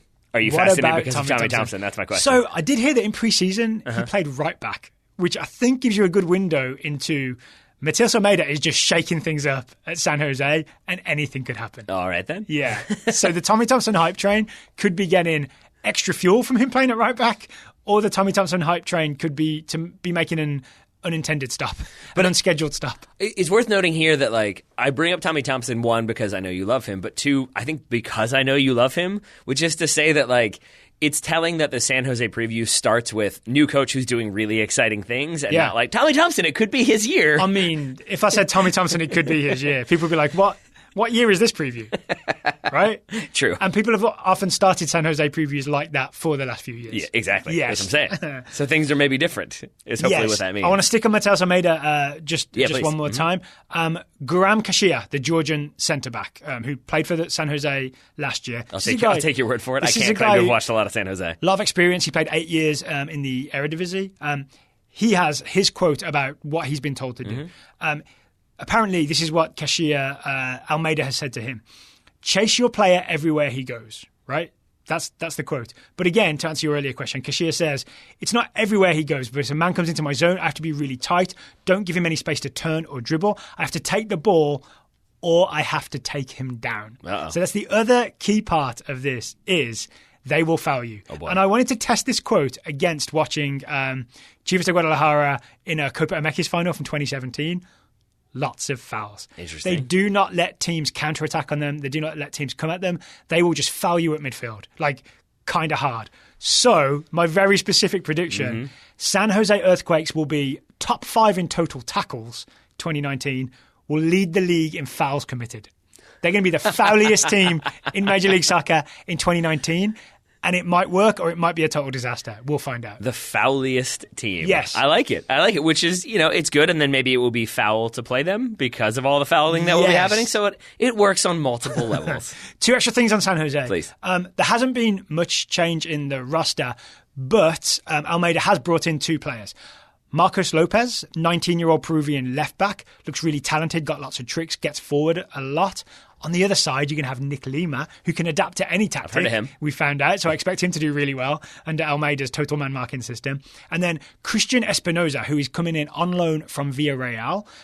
Lots of energy, lots of pace, lots of creativity. Lopez, the left back, similarly. Lots of energy, lots of pace. So the only 2 players that Almeida's brought in seem to very much fit the sort of high-energy style that you're going to see from San Jose in 2019. All right. Final very specific prediction, which is basically a cheat. Chris Wondolowski will become the MLS all-time leading goal scorer in 2019. How far away is he? 1 goal. There we go. Landon Donovan has 145. Wondolowski has 144. So he needs 2 goals to be all-time top scorer. Landon's still kicking around. You never know. Goals in indoor do not count. If the Galaxy really need another forward, as I've established they do, maybe he comes out and does some things. Did you know Donovan was playing indoor in San Jose? Oh, yeah. I certainly did. And I also know that he is not getting a statue. That's the other key thing about Landon Donovan that I knew. Yeah, David Beckham is getting a statue. Oh, interesting. Yes. Maybe that's part of his deal. Yes. You get a team in Miami and a statue. I almost made it through this episode without mentioning that. Yes, that has been the source of much consternation. So there's your San Jose preview. I would recommend watching them in the early weeks because it's going to be wild. I mean, that's a good reason to watch them. A good reason to watch the Champions League is because it will also be wild, which is my way of segueing to our sponsor for today, BR Live. BR Live is the place, the only place, to watch all the UEFA Champions League action in English in the United States. Mm-hmm. And that Champions League is back next week. I've turned into Pert Hapley again. I mean, I'm doing what I can. Next week is when those games will be played. Next Tuesday, more specifically. You've got Dortmund, Tottenham, the return leg. Tottenham obviously won the first one 3-0, so some work to do for Dortmund. Real Madrid hosting Ajax. Real Madrid won away, so we'll see how dramatic that one is. Then on Wednesday, PSG, Man United, and Porto, Roma. PSG, Man United is the big one here. I mean, it is, but given that I think Ole Gunnar Solskjaer had to call up 3 academy players to fill out the squad for today's game against Palace, I have some questions about who's going to be playing. Then again, PSG did just fine with some injuries of their own. There's also the second leg of Man City Schalke. Man City 3-2 up. I think Weston McKennie's still injured, but we're talking March 12th for that game, so maybe McKennie's back. I don't expect Schalke to turn it around, but I would like to see McKennie up against Man City once again. I would have no problem with that. The really interesting game, in my opinion, is Tuesday, March 12th. Juventus hosting Atletico Madrid. Never mind. Atletico have that 2-0 lead. I would say, in my opinion, the really interesting game, the one that I'm really excited for, is the return leg of Bayern Munich-Liverpool. Yes, which was 0-0, right? At Anfield. No Joshua Kimmich. Virgil van Dijk is back. Still no Thomas Muller. Muller. Yeah, okay, I'll take it back. That's the big game. Sold you. But then you've got Europa League. We've mentioned every other game. Barcelona-Lyon is delicately balanced at 0-0, but it's going to be at the Camp Nou. Ooh. Yeah, interesting, right? Yeah. There are some games more interesting than others in there. Some of them, as you said, Schalke City.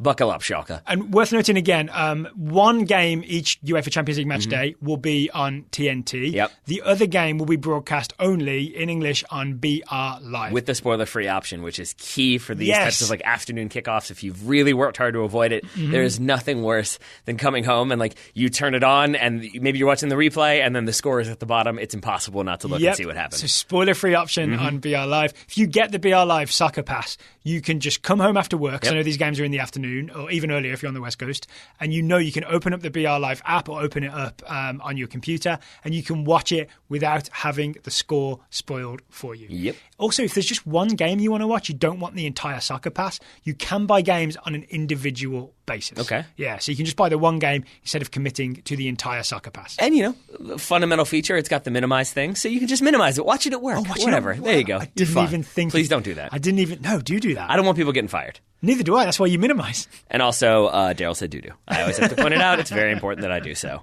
But thank you to BR Live for sponsoring today's episode and for providing easy ways to watch all of the many Champions League games so that we can then talk about all of the many Champions League games. For us, it's how we do our two-screen watch both games at once thing. Theoretically watch both games at once. Inevitably, we migrate to one over the other. Okay. How many teams we got left in the Western Conference? We got 3. Home stretch here, and we're going to start off with the Seattle Sounders. Okay. Traditionally, speaking of, I guess I said home stretch, not slow stretch. I don't know why I made it that way. But traditionally, the Seattle Sounders, slow starters. Sometimes that's due to squads still coming together. Sometimes it's due to lots of injuries. But they tend to turn it around, find form, make the playoffs, do well. I think that will not be so much of an issue this time around. They've got everybody fit. Jordan Morris is back. There haven't been any, I'll knock on wood, Seattle fans, don't worry. But it does feel like they are well poised to have a strong start to the season, which gets me to sort of a prediction. It's not a specific prediction. It's just a prediction. But it kind of factors into what I was saying about Minnesota before. I think things can be two things. Ozzie Alonso can be a very good performer for Minnesota, and I think it can also be the case that his departure will not be as big of a deal as maybe people, or some people, especially like media. It's an easy talking point. It's been a question mark. What do they do without Ozzie Alonso? How big of a problem is that? Is that going to cause them problems? I don't think it will be that big of a deal. So they got Svensson can do some defensive midfielding. Christian Roldan can that play would be the two that I would guess. It'll be in a 4-2-3-1. The expectation is that it will be Svensson and Christian Roldan with Nico Ladero ahead of them.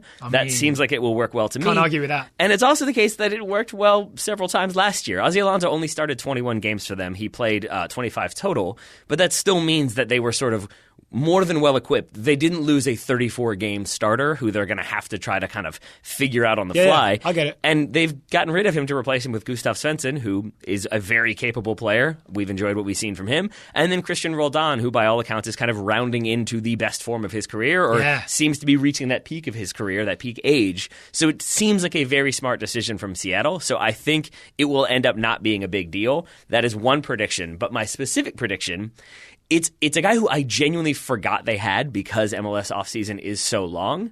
And that man is Raul Ruidiaz, who I should say, disclaimer, I love him, and I think he's incredibly fun to watch. He's the Peruvian striker that I could be wrong, we may have first fallen in love with at the Copa America Centenario. That may have been before his time, but I think he's got like 33 caps for Peru. Either way, he's a key player for them and a key goal scorer for them. I think for me, it was when I was researching Peru for our World Cup preview. Maybe that's when it was. Then watching a load of his Seattle Sounders goals and being like, oh, I didn't realize Seattle had this great striker. Yes, and they certainly do. And if I recall, I had to try and convince, you weren't fully convinced when I was all about Ruidiaz. It seems like for when? For Seattle or for Peru? For Peru. I mean, that's a bigger difference. It's more so like, yeah, but maybe that's not going to be the biggest issue for them. I think that was around the Paulo Guerrera time, too, which probably factored in. That's true. But it sounds like you've had your own Ruidiaz conversion. Well, and it's just, I mean, I enjoyed him in the World Cup. I enjoy his movement. But I then had that flash of like, oh, right, he's really good. Like, I remember him just popping up. And like, he did, the one that stands out was he did the sort of scissor step over to fool the goalkeeper and then just passes into the net. Yeah. He's just got that poise and that running ability. But he's also proven that he can hit the ground running. Last season, he comes in, scores 13 in 10 regular season games. I think he ended up with 13 goals in 16 total appearances because of playoffs. So I think he's going to, my prediction is that he'll score 20 or more goals in the regular season. I'll amend that. I was initially going to say just the whole season, including playoffs, but there are fewer playoff games. So whatever, we'll just talk regular season. And I think it maybe would be more, except that he's got Copa America. Peru are in a fairly weak group this summer. I think it's hosts Brazil, but then Venezuela and Bolivia. So my expectation would be that Peru will Did Brazil draw those groups themselves? Yeah, it's a good question. So then my expectation, though, is that Peru will make it out. So even though MLS shuts down for like that 1 week, which is the start of the Gold Cup, that happens to also be the start of Copa America, they're going to lose him before so that he can kind of report to camp for Peru. Then I think they'll lose him for the knockout round at least. Jordan Morris just gets to play centre forward for a bit. There we go. Yeah. In the meantime, since you brought him up, I think he'll be playing on the right side, is I guess what the expectation is, with Victor Rodriguez on the left. But I am all about some Raul Ruidiaz. I cannot wait to watch him score many, many, many goals for Seattle. And I think then it's a strong Seattle team. It is what you would expect from Seattle. Brad Smith and Kelvin Leerdam, excuse me. Kim Ki-hee, who's one that I'm not nearly as familiar with, will probably, right? He'll be the starter instead of Romain Torres, but it will still be Chad Marshall, Stephen Fry. Still Chad Marshall winning headers all day long. Of course, and then Stephen Fry maybe being the best goalkeeper in Major League Soccer. Maybe this is the year. I think he's now U.S. eligible and has been sort of flirting with some like camp call-ups. Maybe we finally see him rewarded for many years of service with a call-up, with some looks. It remains to be seen. There's plenty of other goalkeepers in MLS who could get those looks too. Do you have a Nuhu take?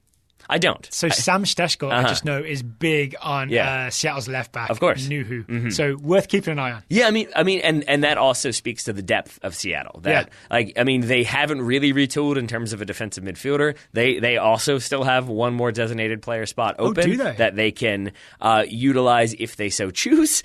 So maybe that is another midfielder they bring in if they need to, but maybe if Victor Rodriguez misfires or Jordan Morris gets hurt again or vice versa, then they still have that opportunity, even if Garth Lagerwey has said, it's just like, I think he said, like, it's just an asset. Like, we don't even think about it that way. I think he even like hinted that maybe they would just give somebody a raise this season to make them a DP.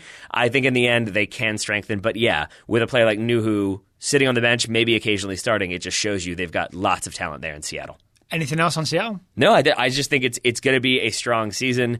And they basically didn't lose anybody too major except Ozzy Alonso. And I think that kind of kept factoring into my estimation of Seattle. And once I looked at it a little bit deeper and removed some of the emotion from the equation, it was more like, it makes sense why they got rid of him. So I think they're going to be just fine in Seattle. I'm going to put you on the spot before we move on. Does Jordan Morris get a national team call-up in calendar year 2019? Here's where I'll say full disclosure. I don't like Jordan Morris that much. Not like personally or anything like that. I think he was a right place, right time, and has been a right place, right time player for the U.S. national team. I mean, literally, that's how he first came to they were practicing near Stanford, right? I think they were playing them in a scrimmage, maybe, and Jurgen Klinsmann saw him and was like, "This kid's got talent."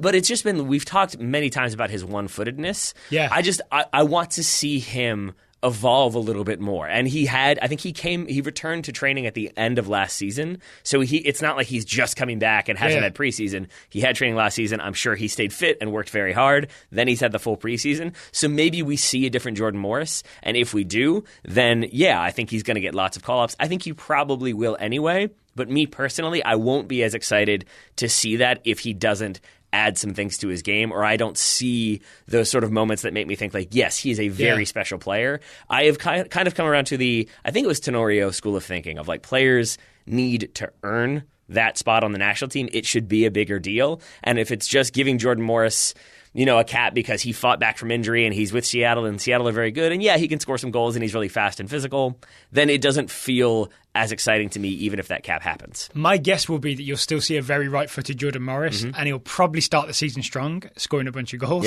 because he will get in behind and he's really good one-on-one, right? That's what I really like about him. I would bet that he doesn't fit the Greg Berhalter system as well as some other players. Yes. And I think that's actually, this is a separate topic, but it's going to be a theme of 2019 and call-ups is that it's going to be more about not who's in form, but who fits the Greg Berhalter style of play. Yeah. Like, no one saw Nick Lima coming. You know what I'm saying? That's very true. But Greg Berhalter saw it coming because he knew that it would fit. Yes, but I think you're probably not wrong that he's coming back raring to go. Yeah. And if he you said, was fit since the end of last season. So it's not just he got fit last week. And if he does come in then and not get fit last week, but come in and score a bunch of goals, then that is justification. He is proving it, even if it is the same sort of things. If it is Jordan Morris looks lights out in front of goal and looks so sharp, then maybe it makes more sense to give him that call-up and see if he can do different roles within Berhalter's system. So that's another way maybe he does get those looks. But I guess I'm just trying to be honest and say that I have found myself in the past being Jordan Morris is there. And it's not a thing that I'm really excited by. And rather than just sort of be Morris is there, he's going to probably score some goals or whatever, I would like to be honest about people it. Listen to Total Soccer Show for honest opinions, right? They sure do. I'd call him up just because he's diabetic. But I know you would. I know you would. Okay, the final team I'm previewing today is Sporting KC. Speaking of being honest, Sporting KC are always really hard to preview. Yep. Because they are boring in a good way. You've had a few that I'm very happy I didn't get. I'll say that. But I remember doing this last year as well, right? The reason they're boring in a good way is that Peter Vermees is in such total control of that football team. And he knows what he's doing. There's just no drama. There's no thing where there's too many DPs, or this player's unhappy and there's been a fallout, or there's been a fight, or what style of play are they going to use? We know the answers to those are that's not happening, and 4-3-3. Right? Yeah. He keeps things very steady, doesn't spend too much money, so there's not some big star player for us to get obsessed about, which may be in some ways why they don't take that next step and dominate the league. Instead, they're just super competitive all the time because Peter Vermees knows what he's doing. Yeah. So I'm going to briefly describe their system because I think that's maybe the only way to do the preview. It's not high press anymore. It's sort of pressure, but not in a relentless way. That's how I see them in this 4-3-3, right? They don't make it easy for you to play through them at all, right? They will fight you in midfield, for example. When they get the ball, it's possession football, but not in an overly elaborate kind of way. It's kind of smart, simple, move the ball around, use the width, spread you out, get the ball to those wingers, and then they will sort of attack you from the various angles, right? That's what I remember about Sporting KC. My very specific prediction, which kind of ties in with all this, is they won't have a top 10 Major League Soccer goal scorer because they don't really have that go-to goal scorer, which they haven't really had since Dom Dwyer, right? Since they traded him to Orlando. Instead, the goals get spread around basically the front three, right? This offseason, they've even traded Diego Rubio has gone, Kieran Shelton has gone. So goals will essentially be spread out between wingers and wingers who play centre forward. Okay. To give you the list, Gerson Fernandez, who I quite enjoy watching, Daniel Shalhoub, Christian Nemeth. I think of him as a winger, but he's been playing centre forward in pre-season. Johnny Russell, excuse me. When he's in a rush, he's Johnny Russell. I do love me some Johnny Russell. Johnny Russell's enjoyable, right? Coming in from the wing. I think they'll all get maybe 5 goals each or 6 goals each or something, or some variation, but there's never going to be a Kansas City goal scorer. A Kansas City goal scorer? Yeah, there'll be a Kansas City goal scorer. There just won't be one main guy. Oh, that just sounds like Like maybe that's like an Old West thing of like the Kansas City gunslinger. Yeah. You sound like a Kansas City goal scorer. It sounds like an Old West term. One of the things to keep an eye on, you mentioned it in your Minnesota preview, Ike Opara is gone. Mm-hmm. Ike Opara was a key part of that team. I think he's a really good example of how Peter Vermees just keeps himself in charge of everything, right? He maybe sees Ike Opara is either at his peak or slightly on the downhill. He's 2017 Defender of the Year, not 2018 or 2019 Defender of the Year. Trade him away, get some allocation money. They've brought in Andreu Fontas. The trade-off that, from what I've seen and read, is that Fontas is less powerful in the air than Ike Opara, maybe a bit better on the floor. So that's going to be the partner for Matt Besler. It's going to be a Besler-Fontas partnership at centre-back. All right. But it does feel like because it's Peter Vermees, because of the kind of control and like position he has at Sporting KC. Yeah. Just for people who don't know, he's sporting director and he's also head coach. Yeah. And also, like from our conversation with Brian Bliss, like they are looking at everything always and always evolving. So I mean that in a good way. I don't mean that like he's a dictator, but I just mean that it gives you that confidence if you're a Sporting KC fan to think, yeah, I'm sure he knows what he's doing. I'm sure this is a center back that he's looked at and said, yep, he fits what I need. Yeah, he's definitely been scouted, right? If you heard our Brian Bliss interview, this guy's definitely been scouted. 20 minutes, I think he said, is what it takes? Yeah, I hope they watched him longer than that. I'm guessing they did. Was it 20 minutes to know if I like him or not? I think so, yeah. Gloves don't matter. Say what? Gloves don't matter. Gloves don't matter. Yeah. That's good. Oh, we saw the Sunderland documentary. Uh-huh. I asked him about it. Yes. Oh, please go back and hear that interview if you haven't. It's really good. My other very specific prediction, I haven't done this with any other team. I think Sporting KC will definitely make the playoffs, probably won't win MLS Cup. Okay. Doesn't that feel about right for Sporting KC? I mean, I'm not trying to get angry letters. But again, it's because they're steady, they're competitive all the time, but maybe they don't quite have that next level sort of guy who steps up in the moment and scores from distance because he's the superstar. Do you know what I'm saying? Yeah. But maybe they will. Maybe they bring one in. Who knows? You never know. Just hedging your bets so you don't hear about it. No, I think that's about right. And so then it comes down to like, does the consistency over the entire season factor into the playoffs? If they have a very good run, we know now because it's only like this single leg elimination that home field is going to make a much bigger difference. Ooh, you're making me rethink this. Yeah. Why is that? Just because it is more of an advantage, right, for you to just have a steady season. Yeah. If you can finish like top of the West, then you get your home field advantage all the way through to MLS Cup. Yeah, but if you don't, then it could be problematic. So, and if you come up against a super streaky team, as has been the case many, many times in MLS playoffs, you never know for sure. But I'm going to say the new structure, you've sold me, the new structure favours Sporting KC, the new playoff structure. All right, so now you've gotten rid of that prediction then? Yeah, I'm going to roll that one back. All right. One thing I do want to talk about, though, is just the Americans to keep an eye on at Sporting KC. Two youngsters, Jalen Lindsay might get some time at fullback, like in place of probably Graham Zusi or Seth Sinovic at right back, left back. Busio. Yep. Giorgio Busio. Gianluca Busio. Excuse me. I was going to call him Giorgio Busio. I think you maybe made him George Bello, possibly?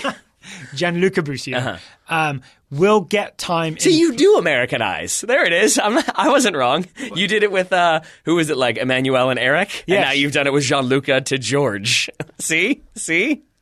I need to take a good long look in the mirror, I think.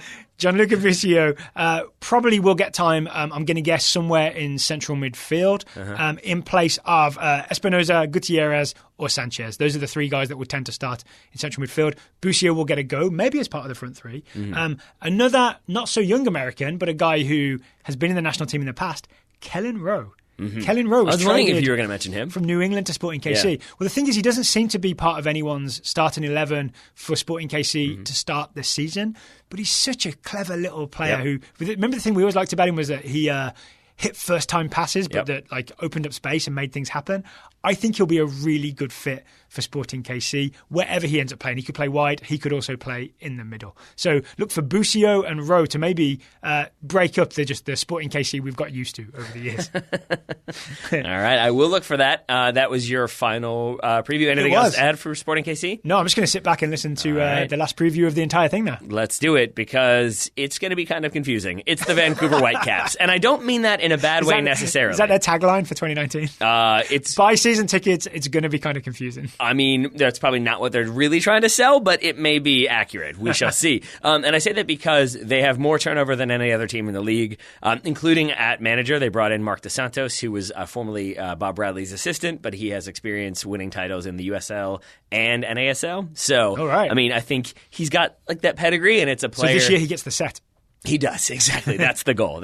But it's one who Bob Bradley has spoken very, very highly of. I think the Vancouver GM said that they had talked to Bob Bradley when he first was looking at coming back to Major League Soccer, and that was when they kind of first came into contact or heard the name Marc Dos Santos, that they've kind of kept tabs on him. That may just be PR, but either way, it sounds like a guy who is very much impressed with the way he wants to play this season.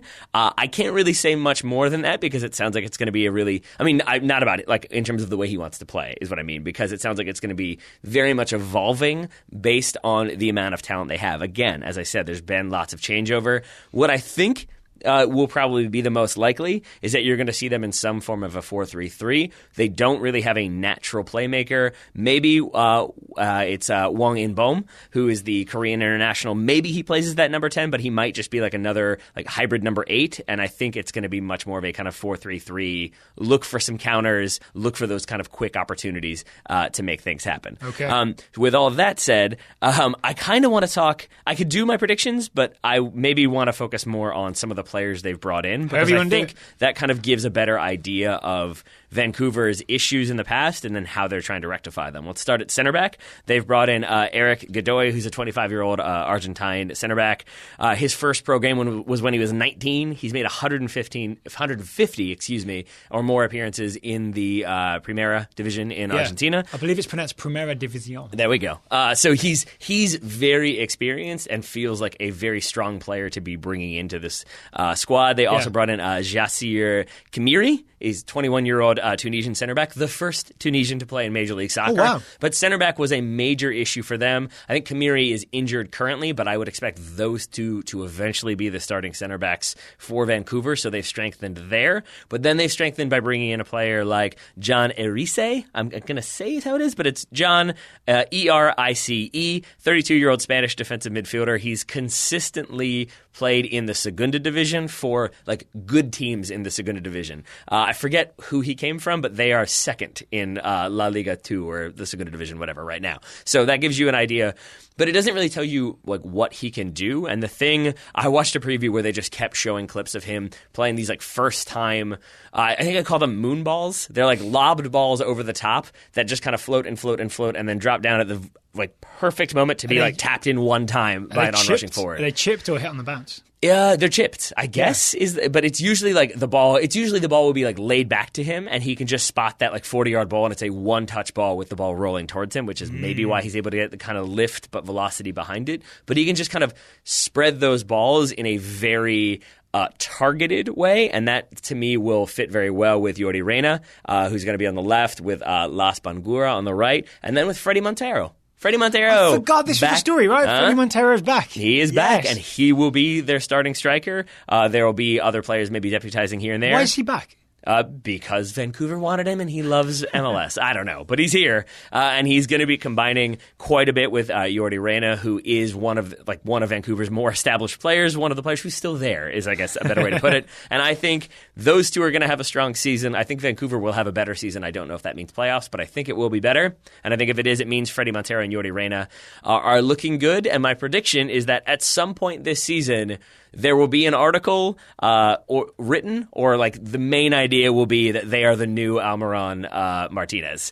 I'm not saying, Atlanta fans, before you send in your hate mail, I'm not saying that they're going to be that good, that they're going to replace them and be the new Atlanta United. I just mean that I think you're going to see Vancouver playing on the break and playing at very fast pace when the situation is on, and I think those two are going to combine really, really well. And so you'll see a lot of that sort of Jordi Reyna getting the ball, turning and spreading it, dribbling forward 30 yards and then playing a through ball 30 yards for Freddie Montero to run onto and score. And you'll just see those types of moments that I think will show you that connection. And I think it will be facilitated by the fact that they're both South American from different countries. Mm-hmm. That ticks the boxes for Almiron and Martinez. So maybe Sunderland and Middlesbrough will buy one each. Yes, perfect. There we go. There we go, exactly. But I think they will combine for lots of goals and lots of pretty sequences. So I think those are the two to keep an eye on if you're not a Vancouver supporter. If you want to watch some exciting moments and you happen to be watching Vancouver, those would be the two players to keep an eye on. All right. It feels like the end of an era as well with Carl Robinson leaving the door. It turns out there was not a good atmosphere at Vancouver from everything I read. Yeah. So nice fresh start for Vancouver players and fans. Yes, and I would be remiss with that fresh start in mind if I didn't go back to Hwa In-boom, I think is how I'm supposed to pronounce it. He is a 22-year-old Korean central midfielder. I think he's a young designated player or just a DP. I don't know these things. This is Tenorio territory in terms of terminology. But he already has 12 senior appearances for the Korean national team. Maybe more importantly is that he won the gold medal at the 2018 Asian Games with the Korea U23. So no national service? He was already doing the national service. He was released from the military team because, that's what they have to do, basically. He was released and went back to Daejeon Citizen, who are his Korean club where he already has, I think, over 100 professional appearances. Again, he's only 22 years old. This does feel... I think I might be getting pulled into the hype because I know there are many, many people out there who are really excited about him. He feels like a player that we're going to be sort of looking at potentially as how did they get him? Because he had lots of offers. There's a hype magnet. Yes, he had lots of offers, and I think he definitely had a concrete offer from somebody in the Bundesliga. So he had teams looking at him. He's instead going to Vancouver, and I think is going to be kind of given keys if he wants to be the playmaker to do that. But I think he is going to be a very, very top talent in this league. Again, might just be buying into the hype, but I'm excited about him. I wasn't aware of him until this preview. Now I'm really excited to watch him play. There we go. That's what we aim for. That's what we aim for. So get excited about Major League Soccer. Yes. It all starts this weekend. It does.